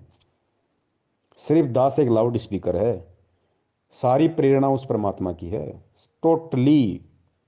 वो क्या बुलवाएंगे क्या नहीं बुलवाएंगे, मैं क्या सोच के बैठता हूँ कि आज मैं क्या बोलूँगा, लेकिन मैं भूल जाता हूँ कि मैंने क्या कुछ सोचा भी था क्या, और परमात्मा क्या से क्या मैटर शुरू करवा देते हैं। लाइव शंका समाधान फेसबुक पे 5-5 घंटे, 4-4 घंटे। और पुण्यात्माओं, ये सतगुरु की शब्द शक्ति है। जो 4 घंटे आप लोग लगातार देख रहे हो और आपको लगता है कि 4 घंटे हो गए, हमें तो मालूम ही नहीं पड़ा, दास को भी नहीं लगता भाई 4 घंटे कैसे निकल गए। और 4 घंटे पुण्यात्माओं, आप गुरु जी के सत्संग सुन के देख लो, खुद उस कबीर परमात्मा के गुरु जी के मुख कमल से 4 घंटे मोबाइल पे आप सत्संग सुनो, आप 1 घंटे में 3 बार तो बाथरूम करने चले जाओगे। और आज उसी कबीर परमात्मा ने अपने बच्चे के शब्द में इतनी शक्ति दे दी कि 4-4 घंटे उसी परमात्मा के ज्ञान को आधार बना के फेसबुक पे लाइव चल रहा है, और कोई बाथरूम करने भी नहीं जाता। तो पुण्यात्माओं, ये क्या है? ये विचार करो, खुद आपकी आंखों के सामने है, और कोई मेरे बाप का ज्ञान नहीं, कोई मेरे दादा का ज्ञान नहीं, कोई किसी दूसरे संत का ज्ञान नहीं, खुद गुरु जी के सत्संग, गुरु जी के सत्संगों को आधार, और 4-4 घंटे हम सभी भाई बहन बैठे रहते हैं, कोई बाथरूम भी नहीं जाता, और ये लगता है कि 4 घंटे हो गए, हमें मालूम ही नहीं पड़ा। तो ये खेल परमात्मा खेलता है समझाने के लिए, क्योंकि हम उस आए हुए परमात्मा को इतना महत्व नहीं दे पाते, लेकिन उसी परमात्मा के द्वारा कही गई बातों को यदि कोई तीसरा व्यक्ति बोल दे तो उस बात को लोग ज़्यादा महत्व दे देते हैं। लेकिन परमात्मा चाहता है कि चाहिए कुछ भी महत्व दें, कुछ भी करें, ये मेरे ज्ञान पे टिके रहें, ये सच्चाई से जुड़े रहें, भगवान और भक्ति पे इनका विश्वास बना रहे पुण्यात्माओं। वरना ऐसी स्थिति में तो कोई भी कब का गुरु बन के बैठ जाता, लेकिन अब ऐसा संभव नहीं है। परमेश्वर ने अपनी आत्माओं के हृदय में तत्व ज्ञान रूपी बीज डाल रखा है। अगर मेरे जैसा कोई दुष्ट, कोई नालायक यदि ऐसी गंदी सोच भी सोच लेगा, उसी क्षण परमात्मा उठा के दूर कर देंगे। और सामने वाले जो बच्चे हैं परमात्मा के, जो संगत है, वो कदापि स्वीकार नहीं करेगी, बिल्कुल कदापि स्वीकार नहीं करेगी। कुछ मूर्ख होते हैं, उनकी कह नहीं सकते, जैसे कोई संजय के पीछे लग गया, कोई अपना और कहीं सेट हो गया। बाकी अब परमात्मा नकली संतों के, पंथों के चिमटे उखड़वाने आए हैं। नया चिमटा नहीं गड़ेगा किसी का, चाहे कोई कितना ही खुश हो ले अपना चिमटा गाड़ के, संजय जैसा या मैनेजमेंट जैसा, चिमटे इनके उखड़ेंगे अब। तो भाई परमेश्वर दया करें, धरती पे मालिक है। 8 सितंबर 1951 से धरती पे प्रकट है, विद्यमान है। खेल परमात्मा कोई भी खेल सकता है भगत जी, कुछ भी खेल खेल सकता है, समर्थ है। देखो कई लोग कहते हैं कि भाई गुरु जी माँ के गर्भ से नहीं आ सकते, गुरु जी जन्म नहीं ले सकते। अरे क्यों नहीं ले सकते भाई पुण्यात्मा, ये भी हमने समझना पड़ेगा। हालांकि आज परमात्मा माँ के गर्भ से जन्म लेके नहीं आया, लेकिन क्या वो आ नहीं सकता? 100 बार आ सकता है। वो समर्थ है, समर्थ उसी को कहते हैं जो क्या नहीं कर दे। लेकिन वो परमात्मा के जो गुण है, उन गुणों में लिखा हुआ कि परमात्मा कभी माँ के गर्भ से जन्म नहीं लेता, तो वो परमात्मा जन्म लेगा नहीं। बाकी कोई ये कहे कि ले नहीं सकता, वो गलत हो जाएगा। परमात्मा तो कुछ भी कर सकता है, लेकिन वो लेगा नहीं। अब आज हमें यकीन क्यों नहीं हो रहा? क्योंकि हमने हर बार यही सुना है कि परमात्मा तो सशरीर आते हैं, परमात्मा तो सशरीर जाते हैं। 650 साल पहले परमात्मा सशरीर आए थे। अरे भाई 650 साल पहले जब सशरीर आए थे, उस समय किसने किसने विश्वास किया था? एक ने भी विश्वास किया हो तो बता दो। रामानंद जी को भी विश्वास नहीं हुआ, जिनको गुरुदेव ने, कबीर परमेश्वर ने अपना मुंह बोला गुरु बना रखा था। अगर उनको ये विश्वास हो जाता कि परमात्मा माँ के गर्भ से नहीं आया और परमात्मा प्रकट हुआ है, पुण्यात्माओं, वो उसी समय पार हो जाता, आज तक धक्के नहीं खाता। लेकिन विश्वास नहीं हुआ, और 64 लाख में उसकी गिनती आती है, फेल हो गया। थोड़ा बहुत ज्ञान सर्वानंद ने स्वीकार किया था, वो भी गुरु जी कहते हैं फेल हो गया। अंत में वो भी ढीले और छोड़ गए परमात्मा को, वो भी फेल हो गए दोनों। अब उस समय परमात्मा सशरीर आए थे, तो भाई वो एक अलग मैटर था। क्या मैटर था? परमात्मा हर बार सशरीर नहीं आते। सशरीर कौन सा? जिस प्रकार काशी में आए थे एक शिशु रूप बना के। हर बार परमात्मा वो लीला नहीं करते। वो लीला केवल परमात्मा ने हर युग में एक बार करनी पड़ती है, केवल एक बार। उसके बाद परमात्मा सशरीर प्रकट होते हैं, लेकिन शिशु रूप में प्रकट नहीं होते, फिर वो संत रूप में प्रकट होते हैं फिर। और वो लीला परमात्मा ने चारों युगों में सशरीर कमल के फूल पे बच्चे के रूप में प्रकट होना पड़ता है, केवल एक मकसद से, और कोई मकसद नहीं है। नहीं तो परमात्मा को कोई जरूरत नहीं है शिशु रूप धारण करके प्रकट होने की, कोई जरूरत नहीं है। सीधा परमात्मा संत रूप में कहीं भी प्रकट हो जाएगा, अपना ज्ञान देगा। लेकिन वो क्यों प्रकट होते हैं शिशु रूप में? और क्यों फिर हम मंद बुद्धि यही मान लेते हैं कि परमात्मा तो वही है जो शिशु रूप में प्रकट हो? ये भ्रम निवारण करने के लिए मालिक ने अपने सत्संगों में बताया। क्या बताया गुरुदेव ने? कि चारों युगों में केवल एक एक बार परमात्मा को शिशु रूप में किसी भी तालाब में विकसित कमल के फूल पे प्रकट होने की लीला इसलिए करनी पड़ती है क्योंकि परमात्मा के इस प्रकार से प्रकट होने की रचना वेदों में लिखी हुई है कि परमात्मा कमल के फूल पे शिशु रूप में प्रकट होता है। अगर परमात्मा वेदों में लिखी गई उस बात अनुसार यदि एक युग में एक बार ऐसी प्रकट होने की लीला ना करे, तो खुद उस परमात्मा के वेद झूठे साबित हो जाते हैं। इसलिए अपने द्वारा वेदों में लिखी गई उन बातों को सत्य साबित करने के लिए परमात्मा ने शिशु रूप में प्रकट होना होता है। अन्यथा परमात्मा को कोई आवश्यकता नहीं बच्चे के रूप में कमल के फूल पे प्रकट होने की, कोई जरूरत नहीं उस परमात्मा को। तो पुण्यात्माओं, हमने हमारे मन में वहम को निकाल देना है कि असल में कबीर परमात्मा तो वही होता है जो शिशु रूप में प्रकट होता है, जो सशरीर ऊपर से आता हुआ किसी को दिखाई दे, वही भगवान होता, नहीं तो और भगवान हो ही नहीं सकता। तो इसका भ्रम निवारण गुरु जी ने इसलिए किया कि वो खाली वेदों में लिखी हुई उस बात को सत्य साबित करने के लिए परमात्मा ने ऐसा करना पड़ता है, और कोई रीजन नहीं है। बाकी तो परमात्मा जब चाहे जैसे चाहे कहीं भी प्रकट हो जाता है। जैसे 8 सितंबर 1951 को इस तरीके से आज प्रकट हुए, और ठीक इसी तरीके से आज से 250 350 साल पहले गरीबदास जी महाराज जी के रूप में प्रकट हुए। गरीबदास जी महाराज जी तो इसी तरीके से जाट जाट परिवार में आए थे। लोगों को तो ये लग रहा था ना कि रानी माँ के पेट से आए हैं, रानी माँ के पेट से आए हैं। बलराम जी उनके पिताजी हैं, गांव उनका छुडानी है। किसने भगवान माना, लेकिन कैसी कैसी लीलाएं की परमात्मा ने। और जब शरीर छोड़ा तो कैसे छोड़ा परमेश्वर ने, अस्थियां नहीं मिली उनकी।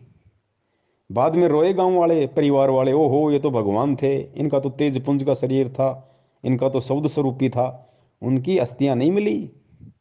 और परमेश्वर वहां से और फिर सहारनपुर में जाके प्रकट हो गए उसी रूप में जिस शरीर को लोगों ने 5 तत्वों का मान के उसको जला दिया था, अग्नि को सवा कर दिया था, जिसका नामो निशान मिटा दिया था।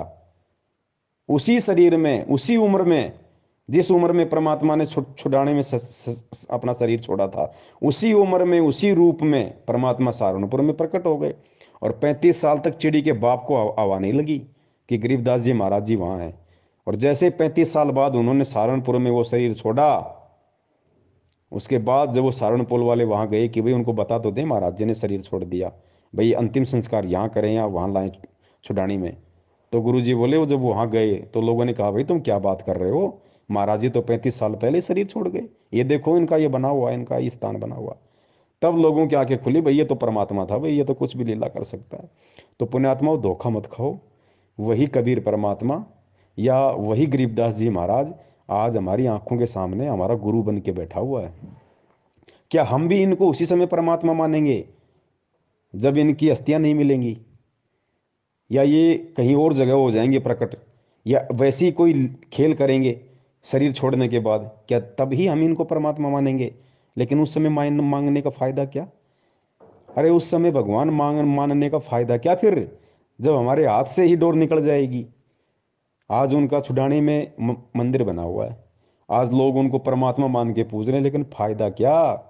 परमात्मा मान के अगर उस समय पूछते जिस समय गरीबदास जी महाराज जी ज्ञान सुनाया करते थे, जो भी मंत्र दिया करते थे, उस समय यदि उनकी सेवा करते, उनकी चरण सेवा करते, उस समय यदि उनके ज्ञान को सुनते, आधार बनाते, जीवन में उतारते, तो कुछ काम आता। आज उनको परमात्मा परमात्मा कह रहे हो, लेकिन फायदा क्या? आज तो उनके नाम से केवल धर्म को लोगों ने धंधा बना दिया। तो पुण्यात्माओं, जो गलतियां आज से पहले हमने कर दी, पुण्यात्माओं वो गलतियां अब हमने नहीं करनी। कोई बात नहीं, आप सभी सत्सयोग भाई बिल्कुल भी चिंतित ना हुआ करो। सबसे पहले तो आप ये खुशी मनाओ कि 20 लाख की संगत में से परमेश्वर ने केवल आप पुण्यात्माओं पे अपनी विशेष मेहर बख्श रखी है, जो आप सत्सेवक भाई बहनों के नाम से जाने जाते हो। विशेष दया दृष्टि परमेश्वर की, जो आप लोगों को परमेश्वर ने ज्ञान योग खोला। वरना इस दास को, ये दास जो बातें बोलता है गुरु जी के ज्ञान आधार से, वो भी आपके समझ में नहीं आनी थी। जिस प्रकार मैनेजमेंट के पीछे लगे हुए लोगों के समझ में नहीं आ रही, आपके भी नहीं समझ में आनी थी। लेकिन परमेश्वर ने दास के साथ साथ आपके अंदर भी वो सॉफ्टवेयर डाल दिया, जिस कारण से मैं बोल पा रहा हूं और आप सुन पा रहे हो और उन बातों को स्वीकार कर पा रहे हो कि वास्तव में हमारा भगत भाई जो बातें बोलता है हमारे गुरु जी के ज्ञान के अनुसार है। हमारे गुरु जी के ज्ञान से बाहर एक भी बात नहीं है। अरे मैनेजमेंट वाले भी तो हमारे गुरु भाई हैं, उनके पीछे लगे हुए लोग भी तो हमारे गुरु भाई हैं, गुरु जी का परिवार भी तो हमारा गुरु भाई है। फिर वो इन बातों को क्यों नहीं स्वीकार कर रहे? उनके अंदर ये बातें क्यों नहीं समा रही? क्योंकि उन पे परमात्मा की विशेष रजा नहीं है। और विशेष रजा परमात्मा जब करते हैं जब जीव के भक्ति संस्कार मजबूत होते हैं। तो सबसे पहले तो ये शुक्र मनाओ कि परमेश्वर का आप और हम सभी सत्सेवक भाई बहनों पे विशेष दया है, और हमने कोई भी त्रुटि करने से बचना है। हमने परमेश्वर के ये प्रेम और एकता का जो मार्ग है, इसमें प्रेम और एकता बनाए रखनी है। चाहे हमें कोई पवन ठग कहे, चाहे हमें कोई पवन गुरुद्रोही कहे, हमें कुछ भी कहे, कोई कुछ भी कहे, हमने यही सोचना है कि जो भूमिका हमारे परमात्मा ने एक भगत के रूप में करके दिखाई है। हमारे गुरुदेव संत रामपाल जी महाराज जी को लोगों ने ठग कहा, पाखंड कहा। गांव गांव में सत्संग करने जाते थे लोग, उनको गालियां निकालते थे, पत्थरों से मारते थे। पता नहीं परमात्मा ने दो दो बार जेल गए, आज भी जेल में है। रोहतक जेल में परमात्मा ने पूरी जेल में स्टाफ उनसे झाड़ू निकलवाया करता था। आज परमात्मा 30 या 35 रुपये पर डे तनख्वाह में और एक बागवानी का काम कर रहे हैं, कैदी नंबर 1005 बन के रोहतक वहाँ पे हिसार जेल में। परमात्मा को लोगों ने कितना भला बुरा कहा, मालिक ने किसी को उप तक नहीं कहा। पाखंडी रामपाल कहा, ठग रामपाल कहा, हिंदू धर्म का विरोधी कहा। क्या परमात्मा ने किसी को उप तक कहा? मालिक को पता था किसको कहूँ, सब मेरे बच्चे। तो भाई हम किसको कहें? सब हमारे भाई बहन है, सब हमारे गुरु भाई बहन है। अगर एक गुरु भाई बहन अगर हमें अज्ञानता में ठग कह रहा है, अगर हमें गुरुद्रोही कह रहा है, तो क्या दिक्कत है? उस भाई या बहन के कहने से हम गुरुद्रोही या ठग थोड़ी हो जाएंगे। ठग हम उस दिन होंगे जिस दिन हम ठगी करेंगे, उससे पहले हम ठग नहीं होंगे। कल को अगर आपको या मुझे कोई कह दे कि पवन मुख्यमंत्री, पवन मुख्यमंत्री, बताओ, हमें बताओ, 20 लाख की BMW में बैठा के विधानसभा में कौन ले जाएगा? कोई नहीं बैठाएगा हमें। तो जब उनके मुख्यमंत्री कहने से हमारे को कोई मुख्यमंत्री नहीं मान लेगा, तो उनके ठग और गुरुद्रोही कहने से बताओ हम ठग और गुरुद्रोही कैसे हो जाएंगे? तो पुण्यात्माओं, हर हाल में हमने, क्योंकि गुरुदेव ने खुद एक भगत की भूमिका की है, और भगत की भूमिका गुरुदेव इसीलिए करके दिखाते हैं ताकि परमेश्वर के बच्चे उनसे सीख ले सकें, उनसे शिक्षाएं ले सकें कि भाई मेरे गुरुदेव ने इस तरीके से किया है, जब तक मैं ऐसा नहीं करूंगा मेरी भक्ति मार्ग में, तब तक मैं सफल नहीं हो सकता। आज लोग छोटी छोटी बातों को लेकर गुरुदेव से दूर हो जाते हैं। छोटे छोटे कोई दुख, कोई कष्ट, कोई परेशानी आ जाती, हम गुरुदेव से दूर हो जाते हैं, मन में दोष पाल लेते हैं। अरे गुरुदेव ने देखो क्या किया, गुरुदेव का संघर्ष देखो, पूरा जीवन देखो परमात्मा का। 1994 से परिवार उनको त्यागना पड़ा, लोगों का गालियां उनको खानी पड़ी, मार उनको खानी पड़ी पुलिस वालों की, जेल उनको जाना पड़ा, घर उनका उजड़ गया। संत का घर उसका आश्रम होता है, संत का पूरा परिवार उजड़ गया। संत के बच्चे जो होते हैं, संगत जो होती है, वो उनका असली परिवार होता है। तो घर उस परमात्मा का उजड़ गया, बच्चे उस परमात्मा के उजड़ गए। ऊपर से हरियाणा सरकार ने 28 करोड़ रुपए का जुर्माना उनके ऊपर लगा रखा, और 6 साल से परमात्मा जेल में बैठे हुए हैं। जेल में क्या सुख सुविधा मिलती है, कैसा खाना मिलता है, कैसे लोग आपस में बर्ताव करते हैं? गुरु जी को कोई भगवान थोड़ी मानता है जेल में। गुरु जी को पुलिस वाले तो केवल एक मुजरिम मानते हैं, और आपस में जो कैदी हैं वो भी अपने जैसा एक आम व्यक्ति और कैदी मानते हैं। तो सोचो परमात्मा किन लोगों के बीच में, किन किन लोगों के मध्य परमात्मा बैठे हुए हैं, कैसी कैसी उनकी उनकी गंदी और घटिया बातें सुनते हैं। वो कैदियों में कितना दिमाग होता है, वो आपस में कैसे माँ बहन की गालियां दे के बात करते होंगे, कैसे एक दूसरे के प्रति ऊंच नीच की बात करते होंगे। परमात्मा सबकी सुन रहा है ना, सबकी परमात्मा देख रहा है ना। लेकिन ये संदेशा दिया हमें परमात्मा ने इन सारे संघर्षों के बीच में कि बच्चों देखो, मेरा घर उजड़ गया, मेरा आश्रम उजड़ गया, मेरा कलयुगी परिवार मेरे से दूर हो गया, मेरे खुद के भाई बहन, मेरे बच्चों ने, जिनको तुम मानते हो कि ये गुरु जी का परिवार है, गुरु जी के बेटा बेटी, उन्होंने मेरे से गद्दारी करी।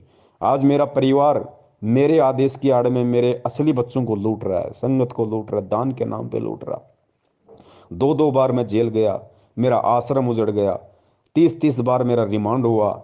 लेकिन बच्चों, मैंने अपने कबीर भगवान से एक सेकंड के लिए भी, एक क्षण के लिए भी अपने ध्यान नहीं हटाया। मैंने अविश्वास प्रकट नहीं किया कि मेरे साथ इतने जुल्म हो रहे हैं, मेरे साथ इतनी ज्यादतियां हो रही हैं। अरे 1 साल हो जाए, 2 साल हो जाए, चल जाए, दो दो बार जेल, मेरे 3 मेरे आश्रम उजड़ गए, मेरे ऊपर ऐसे ऐसे झूठे लालछन लगा दिए गए, देशद्रोह जैसा मेरे ऊपर मुकदमा लगा दिया गया। लोग मुझे भड़वा कहते हैं, मुझे पाखंडी कहते हैं, मुझे ठग कहते हैं। कहाँ है भगवान? मैं इतना समर्पित हूं, मैं कबीर भगवान के प्रति मैंने मेरा सब कुछ दांव पे लगा दिया। आज वो कबीर भगवान कहाँ गया? आज क्यों नहीं आ रहा? पुण्यात्माओं, एक सेकंड के लिए भी गुरुदेव के मन में ये बात नहीं आई, और यही आज सबसे बड़ा उदाहरण परमात्मा पेश कर रहे हैं कि बच्चों, जिस प्रकार इतना सब कुछ होने के बाद भी जो तुम सहन भी नहीं कर सकते, जो मैं कर चुका हूं, और जो मैं आज सहन कर रहा हूं, वो तुम कभी जिंदगी में सहन भी नहीं कर सकते। और इतना होने के बाद भी मैंने एक क्षण के लिए भी अपने भगवान से मैंने नफरत नहीं की, मैंने अपने भगवान में दोष नहीं निकाला, मैंने भगवान से ये भी नहीं कहा कि भगवान आके मेरी रक्षा कर, मेरे साथ ऐसा क्यों हो रहा है? मैं तो सत्य की राह पे चल रहा हूँ, और मैंने तो सुना कि जो सच की राह पे चलता है भगवान उसके साथ होता है। आप कहाँ हो? एक सेकंड के लिए परमात्मा के मन में ये नहीं आया। तो पुण्यात्माओं, जब भगत की भूमिका में परमात्मा हमें इतना सब कुछ करके दिखा रहे हैं, तो हमने भी उसी स्थिति में आज रहना पड़ेगा।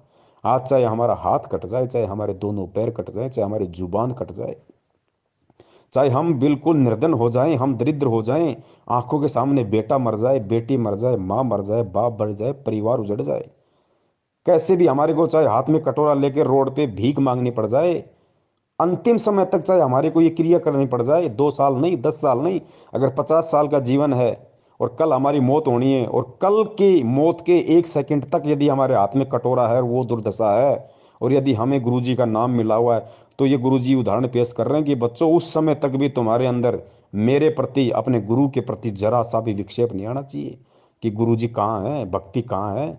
मैं गुरुजी के लिए इतना सब कुछ मैंने कर दिया, इतना सब कुछ मैंने त्याग दिया, हर चीज़ मेरी बर्बाद हो गई, मैं रोड पे हूँ इतने वर्षों से, टाइम पे खाना नहीं मिल रहा, आज गुरुजी कहाँ गए? फिर कहाँ है भगवान? कहीं ऐसा तो नहीं कि मैंने मेरा जीवन बर्बाद कर दिया हो इनके पीछे लग के। पुण्यात्माओं, अंतिम समय भी यदि हमारे इतना सा भी विक्षेप, यदि ऐसी परिस्थितियों में भी यदि आ गया, तो उसी क्षण हम फेल हो जाएंगे। ठीक है, जो संघर्ष हमने किया, जो यात्राएं हमने सहन की इस भक्ति मार्ग में, वो परमात्मा पता नहीं हमारे को ब्रह्मा विष्णु महेश बना देगा, सारा दे देगा, सब कुछ दे देगा, अनंत युगों तक ऊपर राजा बना देगा, देवता बना देगा, महादेव बना देगा, लेकिन मोक्ष तो नहीं मिला जिसके लिए हम यहाँ पे भटक रहे हैं। तो पुण्यात्मा, इतना विश्वास हमने गुरुदेव पे रखना करे। खुद मालिक की वाणी है कि नाम सहित बेवतन भला, जो दर दर मांगे भीखा, और क्या हुआ छत्र की छाया चालाई, और राजपाट दिल्ली का।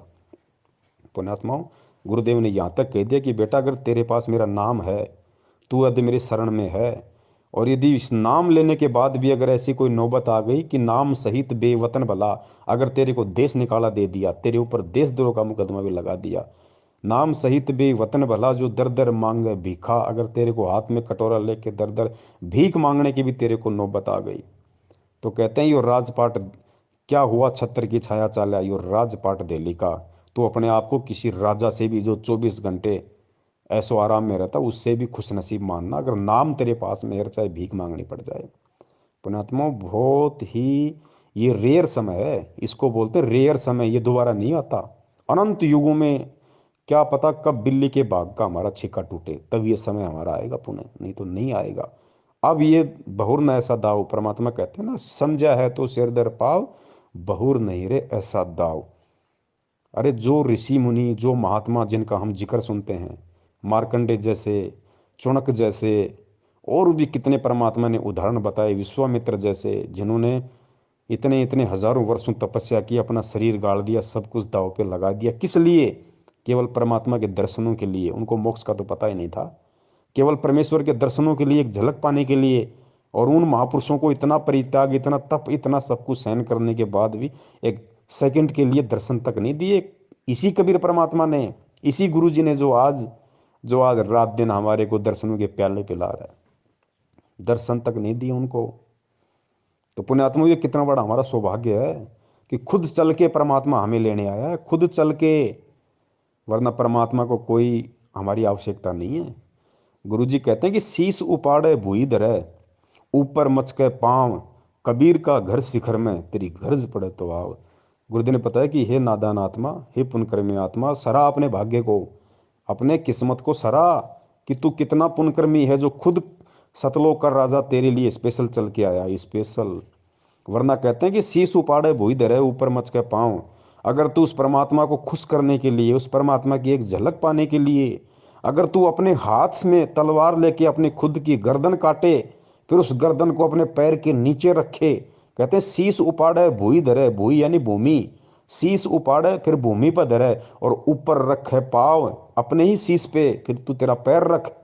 कहते हैं कबीर का घर शिखर में, सतलोक में, तेरी गरज पड़े तो आओ। इतना करने के बाद भी वो परमात्मा तेरे ऊपर प्रसन्न नहीं हो सकता। और आज सोच, कितना सीधे तरीके से तुझे भगवान मिल गया, तेरी उंगली का नाखून भी नहीं उतरा और तुझे कबीर परमात्मा आके मिल गए, तेरी आंख खोलने से पहले तेरे सामने 38 साल का बन के खड़ा हुआ है। तो पुण्यात्मा, भी हमारा भाग्य, हमारा सौभाग्य, हमारा अहोभाग्य। 7.5 अरब विश्व की जनसंख्या, जिसमें से 20 लाख उनके शिष्य, और 20 लाख में से 5-10 हजार सत्सेवक, पुण्यात्मा सौभाग्य, और 5-10 हज़ार में से आज लोग जानते कितने को हैं?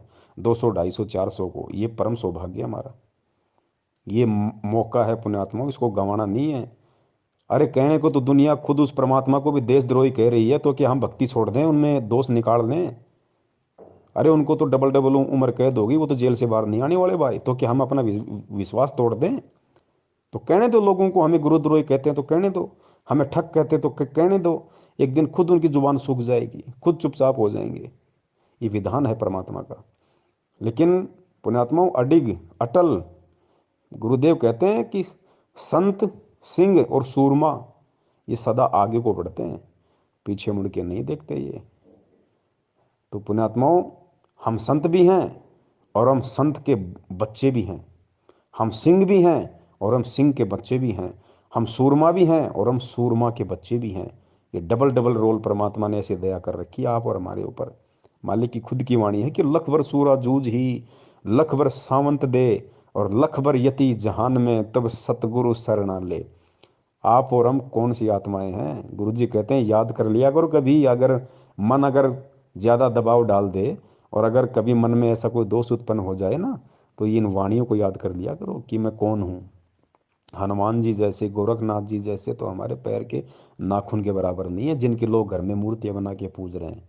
जब हम तत्व ज्ञान की गहराई में जाएंगे, परमात्मा कहते हैं लख भर सूरा जूझ ही, लख भर सावंत दे। लख भर सूरा, सूरा यानी सूरवीर। गुरुजी ने बताया कि लाखों जन्म तुमने सूरवीर के प्राप्त किए, लाखों जन्म सूरवीर के प्राप्त किए तुमने। और लख भर सूरा जूझ ही, लख भर सावंत दे। सूरवीर से भी ज्यादा पुण्यकर्मी होता है सावंत दे वाला व्यक्ति, जिसके हाथ घुटनों से नीचे तक जाते हैं, एक या दोनों, उसको सावंत दे व्यक्ति कहा जाता है। तो कहते हैं लख भर सूरा जूझ ही, लख भर सावंत दे। हम जितने भी बड़े बड़े जो सूरवीर हैं, भीम जैसे और जितने बड़े बड़े योद्धा सूरवीर हुए हैं, जिनको हम जिक्र करते हैं, जो इतिहास में नाम लिखे होते हैं, कहते हैं बेटा तूने ऐसे ऐसे तो लाखों जन्म सूरवीर के प्राप्त कर लिए पहले, और लाखों जन्म तूने सावंत दे, आज तो कोई है नहीं पूरे विश्व में सावंत दे वाला। ऐसा पुण्यकर्मी आज विश्व में कोई है ही नहीं मानव शरीर में, क्योंकि गुरुजी हैं तो गुरुजी तो परमात्मा है, वो मानव की कैटेगरी में नहीं आते। उनके अलावा कोई सावंत दे व्यक्ति आज पूरी यहाँ पे पृथ्वी पे नहीं है। तो सोचो हमने ऐसे लाखों जन्म प्राप्त कर लिए। तो लख भर सूरा जूझ ही, लख भर सावंत दे, और लख भर यति जहान में। यति, हनुमान जी यति थे, उन्होंने शादी नहीं की, कभी स्त्री भोग नहीं किया, उनको कहते हैं यति। एक होता है जति, जति वो होता है जो अपनी औरत के अलावा किसी की तरफ कुदृष्टि डालता भी नहीं है, वो होता है जति। जैसे लक्ष्मण जी थे, वो जति थे। और एक होता है यति, यति मानी जिसने कभी शादी नहीं की, पूरा ब्रह्मचार्य का जीवन जिया, मानसिक रूप से भी कभी अपने मन में दोष पैदा नहीं किया, उसको कहते हैं यति। तो जति से बड़ा होता है यति। तो कहते हैं लख भर सूरा जूझ ही, लख भर सावंत दे, लख भर यति जहान में। हमने हनुमान जी जैसे लाखों जन्म प्राप्त कर लिए पुण्यात्माओं। लख भर सूरा जूझ ही, लख भर सावंत दे, लख भर यति जहान में, तब सतगुरु शरणा ले। उस आत्मा को, उस भगत को जो ऐसे ऐसे लाखों जन्म सूरवीर के प्राप्त कर चुका हो, लाखों जन्म सावंत दे वाले के, और लाखों जन्म हनुमान जी जैसे प्राप्त कर चुका हो, उस आत्मा को गुरु जी आज अपनी शरण में लेंगे। आज उस परमात्मा ने उस आत्मा को अपनी शरण में ले रखा है। अब ये ना समझना कि जितनों को शरण में लेखा है सभी ने लाखों जन्म पाए, नहीं। शरण क्या होती है, शरण के विषय में भी फिर गुरु जी ने बताया कि ताते सतगुरु शरणा लीजे, कपट भाव जो दूर करीजे। ये सतगुरु ये नहीं है कि वो जो सातु मंत्र दे दिए, सतनाम दे दिया, अपने गले में लॉकेट लटका लिया, हाथ में रक्षा सूत्र बांध लिया, 3 टाइम की आरती कर रहे हो और आपको गुरु जी ने शरण में ले लिया, नहीं।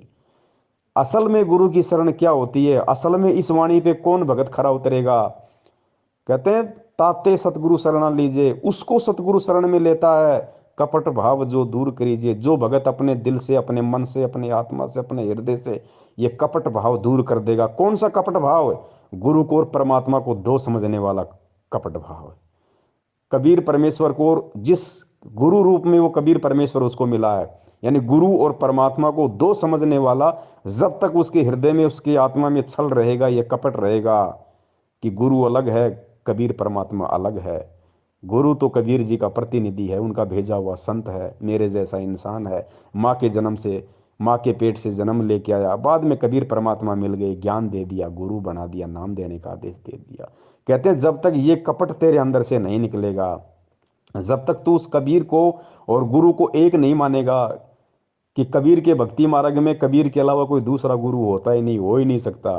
कहते हैं जब तक ये छल कपट तेरे अंदर से नहीं निकलेगा तब तक तू सतगुरु की शरण में नहीं गिना जाएगा।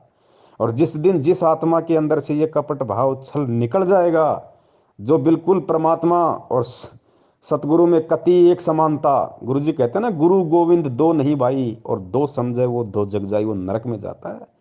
नाम लेने के बाद भी ये वाणी है ना, जो भगत बन जाता है जो इस कबीर मार्ग में सच्चे सतगुरु का, और उसके बाद भी यदि वो गुरु को और परमात्मा को दो मान के चलता है कि गुरु गोविंद दो नहीं भाई, और जो दो समझे, समझेगा कौन, जो गुरु बनाएगा नहीं, उसको पता ही नहीं है क्या सिस्टम। तो गुरु की शरण में आने के बाद भी जब तक इंसान गुरु को और भगवान को दो मान के चलेगा कि गुरु गोविंद दो नहीं भाई, और जो दो समझेगा वो दो जग यानी नरक में जाए, ये परमात्मा की वाणी है। तो कहते हैं ताते सतगुरु शरणा लीजिए, कपट भाव जिन दूर करीजिए, उसको गुरु जी अपनी शरण में लेगा असल में, जो गुरु और परमात्मा के भेद को, इस बीच की खाई को बिल्कुल काट देगा, समाप्त कर देगा, उसको दो दिखाई नहीं देगा, उसको अपने गुरु जी के अलावा कोई कोई कोई कबीर परमात्मा दिखाई ही नहीं देगा। फिर उस आत्मा का परमात्मा ज्ञान योग खोलते हैं, फिर उसके साथ 24 घंटे रहते हैं, कोई बाढ़ बाका नहीं कर सकता फिर उस आत्मा का। फिर उसके मोक्ष में कोई संशय नहीं है पुण्यात्माओं। ये है राज इस भक्ति का, ये है पुण्यात्माओं असली वो तत्व ज्ञान, जिसके विषय में गुरुजी कहते हैं कि इसका तुम्हें सार निकालना पड़ेगा, तुम्हें इसका निष्कर्ष निकालना पड़ेगा बच्चों, तुम्हें खुद निकालना पड़ेगा। चाहे इस जन्म में मेहनत करके निकाल लो, चाहे इस जन्म में सच्ची साध संगति करके निकाल लो, चाहे इस जन्म में इस ज्ञान को आधार बना के गुरुजी के सत्संगों का निष्कर्ष निकाल लो, या चाहे अगले किसी जन्म में निकाल लेना, तरीका यही है। और कोई तरीका इस भक्ति और भगवान को समझने का, सतलोक को जाने का दूसरा कोई रास्ता यहाँ पे नहीं है। तो पुण्यात्मा इसलिए दास निवेदन करता है, इसलिए दास बार बार लाइव संघ का समाधान में कहता है कि गुरुजी के हिसार जेल से बाहर आने तक यदि किसी को इस भक्ति मार्ग पे जीवित रहना है तो उनको वर्तमान में सतगुरुदेव जी ने जिन जिन आत्माओं को साध संगति के लिए निमित्त बनाया है, जिन जिन आत्माओं को वास्तव में सत्सेवक बनाया, आपने उनकी संगति करनी पड़ेगी। ये हम कोई अपनी तरफ से नहीं कह रहे, ये परमात्मा के विधान से। और ये 1 घंटे से ऊपर की ऑडियो जो पता नहीं परमात्मा ने क्या प्रेरणा करके, एक भाई ने व्हाट्सएप पे कमेंट्स किया था, मनोज बिष्ट जी हैं परमेश्वर की आत्मा, उन्होंने ये सवाल पूछा था, दास ने देख लिया तो परमात्मा ने प्रेरणा की, दास ने ऑडियो बनाना शुरू किया। मालिक आगे से आगे शब्द देते गए, प्रेरणा करते गए, दास बोलता गया। क्योंकि पुण्यात्माओं मुझे अच्छी तरीके से पता है कि मेरा नाम पवन दास है और मेरी औकात 2 कौड़ी की भी नहीं है। परमात्मा कहते हैं अल्लाह मेहरबान तो गधा पहलवान। ये पवन दास नाम का गधा तब तक पहलवान है भक्ति मार्ग में जब तक मेरा अल्लाह मेरा गुरु मेहरबान है, कुछ नहीं है इसके अलावा। इस दास को तो थोड़ा 200-400 मीटर पैदल चल लेता है तो मेरे तो सांसें उफरने लग जाती हैं। पुण्यात्मा मेरी क्या औकात है, क्या औकात जीव की हो सकती है, चाहे कोई कितना बड़ा कोई महाबली क्यों ना हो यहाँ पे। आप और हम तो हैं ही क्या उनके आगे।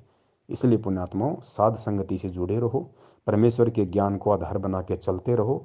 इस भक्ति मार्ग में गुरु जी के परिवार का, गुरु जी के रिश्तेदारों का, यानी जो वंशवाद है, जो परिवारवाद है, उसका जड़ से समाप्ति होनी है।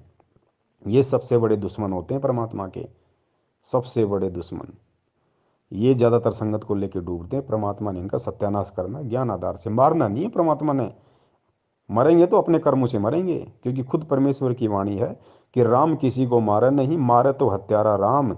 अरे अपने आप ही मर जाएंगे कर कर खोटे काम। तो ये जो खोटे काम ये खुद कर रहे हैं, जो संगत से करवा रहे हैं ना, इनके कर्म इनको ले डूबेंगे। तो हमने केवल परमेश्वर को अजन्मा स्वयंभू सतगुरु, अब देखो हम गुरु जी को सतगुरु सतगुरु कहते हैं, बंदी छोड़ सतगुरु रामपाल जी महाराज जी की जय। लेकिन ये कभी विचार नहीं किया कि बंदी छोड़ शब्द केवल बंदी छोड़ के लगता है, या तो कबीर परमेश्वर के बंदी छोड़ लगाया, या लोगों ने गरीबदास जी के बंदी छोड़ लगाया, या फिर आज संत रामपाल जी महाराज जी के बंदी छोड़ लग रहा है। तीसरे किसी महापुरुष के आज तक बंदी छोड़ शब्द नहीं लगा। हम भक्ति बोध से आरती करते हैं, 3 समय की छोटी पुस्तक में देख लेना, हमारी 11-12 गुरु प्रणाली है। उन 11-12 गुरुओं में केवल 3 के आगे बंदी छोड़ नाम दिखाई देगा आपको। एक तो खुद कबीर साहिब जी के, एक गरीबदास जी के, और तीसरा आज और हम बोलते हैं बंदी छोड़ सतगुरु रामपाल जी महाराज। तो बंदी छोड़ तो भाई परमात्मा की लगता है। पुण्यात्मा बहुत सारी बातें हैं, बहुत सारी ऐसे पॉइंट हैं, लेकिन अब समय बहुत हो गया। परमेश्वर दया करे, हम लाइव संगति के माध्यम से या वैसे भी परमेश्वर जब जब दया करते रहेंगे, आपस में हम साथ संगति करते रहेंगे। और बस भक्ति का आधार विश्वास है और कुछ नहीं पुण्यात्माओं, सिर्फ भक्ति का आधार विश्वास। मैं तो यहाँ तक कहता हूँ, अगर कभी कोई ऐसी नौबत आ जाए, क्योंकि देखो परीक्षा लेगा परमात्मा। सेऊ सम्मन के भाग्य में वो संस्कार नहीं था कि सेऊ की सम्मन अपने बेटे की तलवार से गर्दन काटे, नहीं, उसके भाग्य में लिखा ही नहीं था, ऐसा होना ही नहीं था। परमात्मा ने जानबूझ के परिस्थितियां पैदा की। सम्मन और सेऊ के घर पर जब भगवान गए, ऐसी परिस्थिति बना दी परमात्मा ने, परमात्मा की इज्जत के लिए कि गुरु जी की इज्जत पाँच नहीं आ जाए, अपने लड़के को काटना पड़ गया। और फिर समर्थ शीश लेता है, या शीश दिया करता है, एक्सटेंड करता है, तो सम्मन के पुत्र सेऊ को भी जीवित कर दिया और उनको मोक्ष दिया।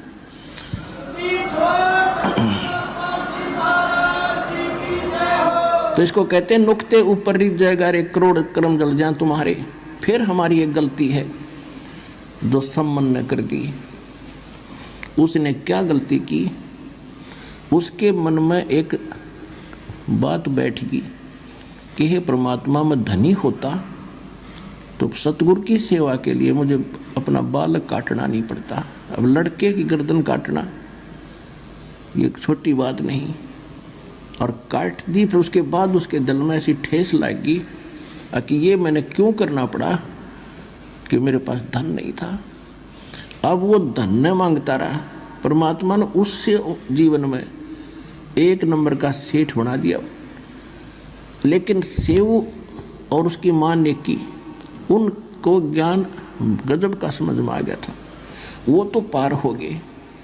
ये भी सम्मन रह गया, माया माया करता, मृत्यु होगी। अगले जन्म में ये नौ शेरवान नाम के एक शहर में नौ शेर खान नाम का राजा बना, बादशाह बन गया, क्योंकि इतना दान सेक्रीफाइस कर रखा था। जब घना धन मालिक ने दिया, इसने डिट के फिर भी दान किया था, उस दान के प्रतिफल में यो बादशाह बन गया। जानबूझ के, क्योंकि परमात्मा एक तीर से अन्य को शिकार करते हैं। पहला तो परमात्मा ने आज पूरे विश्व के सामने और स्पेशली आज आप और हमारे को भक्ति और भगवान पे विश्वास दिलाने के लिए, एक भगत की महिमा बताने के लिए कि भगवान के लिए क्या कर गुजरने की एक हिम्मत होनी चाहिए भगत के अंदर। अगर जिसको मोक्ष चाहिए उसको, जो सम्मन ने किया, एक सेकंड भी विचार नहीं किया, अपने इकलौते पुत्र की गर्दन काट दी। पुण्यात्मा, आज हम नाखून काटते 5 बार सोचते हैं।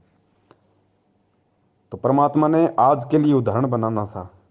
दूसरा जो कमाल था, उसके मन में वहम हो गया था कि मेरे से बढ़ के गुरु जी की कोई सेवा नहीं कर सकता। परमात्मा ने उसका शरीर का पसीना निकाला, उसको बताया कि देख बेटा, भगत तो तूने भी देखे नहीं। और तीसरा, अपनी उन आत्माओं के परमात्मा ने वो पुण्य क्रम बनाने थे। वो परमात्मा ने ऐसा सिस्टम बनाया, ऐसा नुक्ता बनाया, ऐसी परिस्थितियां पैदा कर दी, और अपनी पावर से, पुण्यात्मा सम्मन की औकात नहीं थी अपने बच्चे की गर्दन काटते, लेकिन परमात्मा ने हिम्मत दी उसको, परमात्मा ने प्रेरणा की, परमेश्वर ने हाथ चलाए उसके। और कहते हैं परमेश्वर ने वो नुक्ता बनाया वहाँ पे, और उस नुक्ते पे फिर खुद ही प्रसन्न हो गया, खुद ने सारा काम किया और खुद ही फिर प्रसन्न हो गया कि हाँ हो, मेरे बेटे ने देख मेरे लिए, कि मेरे गुरुजी भूखे ना चले जाएं। मेरे गुरुजी अगर नाराज हो गए तो पूरे शहर का सत्यानाश हो जाएगा। पूरे शहर को बचाने के लिए, अपने गुरुदेव की इज्जत के लिए, कि अगर कल इस सेठ ने अगर राजा के सामने बता दिया कि इनका गुरुजी आया था, इनका गुरुजी चोरी करना सिखाता है, गुरुजी की बदनामी हो जाएगी। अपने गुरुजी की बदनामी के डर से, गुरुजी बदनाम ना हो इसके लिए अपने बेटे की गर्दन काट दी। आज उसी गुरु को जानबूझ के राजनीतियां कर करके बदनाम किया जा रहा है। सोचो हम कहाँ हैं पुण्यात्माओं। गुरुजी को गंदी राजनीति में धकेल दिया, गुरुजी का नाम ले लेके वोट डलवाए जा रहे हैं। सोचो, सेव और सम्मन की तुलना में आज का भगत समाज कहाँ है। तो ये ज्ञान योग और सद्बुद्धि परमेश्वर ने सत्सेवकों की खोल रखी है, जो आज दूध और पानी को छान रहे हैं, नीर खीर का निबेरा कर रहे हैं। तो पुण्यात्माओं, ठीक इसी प्रकार परमेश्वर ने वो लीलाएं की सारी आप और हमारे को समझाने के लिए, इस भक्ति पे हमारे अंदर इतना विश्वास पैदा करने के लिए कि पुण्यात्माओं, अगर विश्वास नहीं है तो भक्ति नहीं है। अरे आज तो हम दिन रात सत्संग सुनते हैं, मोबाइल 24 घंटे हमारे हाथ में रहते हैं, टीवी चैनल हैं। सोचो सम्मन कहाँ सत्संग सुनता था। कभी साल 2 साल 4 साल में मौका मिला, कभी गुरुजी के चला जाता है, गुरुजी आ जाते तो नहीं। उस समय कहाँ मोबाइल था, कहाँ वो अपनी चूड़ी बनाते बनाते सत्संग सुनता था भाई। और बिना सत्संग सुने ज्ञान आधार हो नहीं सकता। तो पुण्यात्माओं, आज हम उन आत्माओं के सामने कहाँ टिकते हैं। आज तो हमने कुर्बान हो जाना चाहिए गुरु जी के ऊपर, मर मिटना चाहिए हमारे हमारे परमपिता परमेश्वर सतगुरु रामपाल जी महाराज जी के ऊपर कि परमात्मा आपने कैसे दया बख्शी। आज हम अगर एक दिन गुरु जी के सत्संग ना सुने तो आत्मा खाली खाली हो जाती है। और सोचो उस समय तो वो 4 4 साल सत्संग नहीं सुनते थे गुरु जी के, फिर भी इतनी उनमें उनमें हिम्मत, दृढ़ता। तो पुण्यात्माओं, आज फिर हम क्यों पीछे हट रहे हैं। और आज भी यदि हम इस मौके को चूक गए तो इसलिए गुरु जी कहते हैं कि दोबारा ये दाव नहीं लगेगा, फिर तेरा फिर नहीं लगेगा ये दाव दोबारा। तो पुण्यात्मा, बहुत सारी बातें हैं। परमेश्वर दया करें हम ऐसे ही एक दूसरे भाई बहन आपस में जुड़े रहें। और हमारे जितने भी भगत भाई बहन जो सतलोक आश्रम मैनेजमेंट हरियाणा के पीछे बेचारे भोलेपन में लगे हुए हैं, पुण्यात्मा हमारा, आप ये सोच लो कि हमारे वो भगत भाई बहन जो 70% हैं जो मैनेजमेंट के पीछे, आप ये मत समझ लो कि उनको कसाई ने बाड़े में कैद कर रखा है। ये सतलोक आश्रम मैनेजमेंट हरियाणा काल रूपी कसाई है साक्षात। और इसने उन भक्तों को बाड़े में कैद रखा है। अब हमारी जिम्मेदारी क्या है। अब हमने उन भक्तों को वहाँ से मुक्त करवाना है गुरु जी के आशीर्वाद से। और मुक्ति का साधन एक ही है उनका कि हम उन तक ये संदेश से पहुँचाते रहें। ये ऑडियो वीडियो मैसेज लाइव के वीडियो हम उनको ना चाहते हुए भी शेयर करते रहें। चाहे वो हमें गालियाँ दें, चाहे हमें डराएं, चाहे धमकाएं। पुण्यात्माओं, गुरु जी कहते हैं ना, अगर किसी को बुखार है तो बच्चा तो दवाई लेने से मना करता है, ये वो तो रोता भी है, माँ बाप का नाक पकड़ लेता है, कान पकड़ लेता है, थप्पड़ भी मार देता है एक आधा। लेकिन क्या माँ बाप उसको दवाई नहीं पिलाते। पिलानी पड़ेगी, उनको पता है कि ये नादान है। तो इसी प्रकार हमने हमारे भगत भाई बहनों तक, चाहे व्हाट्सएप के ग्रुप हो, चाहे फेसबुक के ग्रुप हो, चाहे सोशल मीडिया का कोई भी प्लेटफॉर्म हो, हमने हर संभव कोशिश करके अपने उन भाइयों तक हमने संदेश से पहुंचाने हैं। चाहे वो हमें अच्छा कहें, चाहे हमें वो बुरा कहें। हमें परमेश्वर के प्रति अपना एक शिष्य धर्म निभाते हुए हमने ये कर्म करना है। बाकी खेल सारा परमात्मा का। तो सत्साई पुण्यात्माओं, बंदी छोड़ सतगुरु रामपाल जी महाराज की जय। तो यहाँ महाराज गरीबदास जी कहते हैं कि भाई इतनी बात समझ के भी जय तेरा पल्ला नहीं पड़ती, फिर तब है तेरी मर्जी। गरीब सतगुरु मिले तो क्या करे, अंदर बाद विवादे, सिर जम डंडा खात हैं, चाहे करोड़ मिलो भावे साध। के सतगुरु गुरु मिल भी जावे और या बात फिर भी पल्ला नहीं पड़े तो के करे बेचारा गुरु। वो कह ही सका है भाई, रो सका है, बता सका आपको, बाकी इस पर अमल करना तो आपके भाग की बात सर। तन मन शीस ईस अपने पे, तन मन शीस ईस अपने पे, पहले में चोट चढ़ावे जब कोई राम भक्त गत पावे हो जी। जब कोई राम भक्त गत पावे हो जी।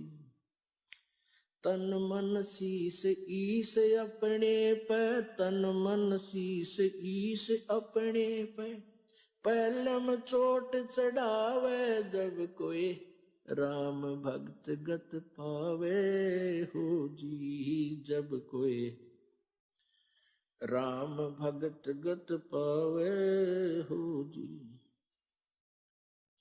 भाई सतगुरु तिलक अजप्पा माला, युक्त जटा रखवावे।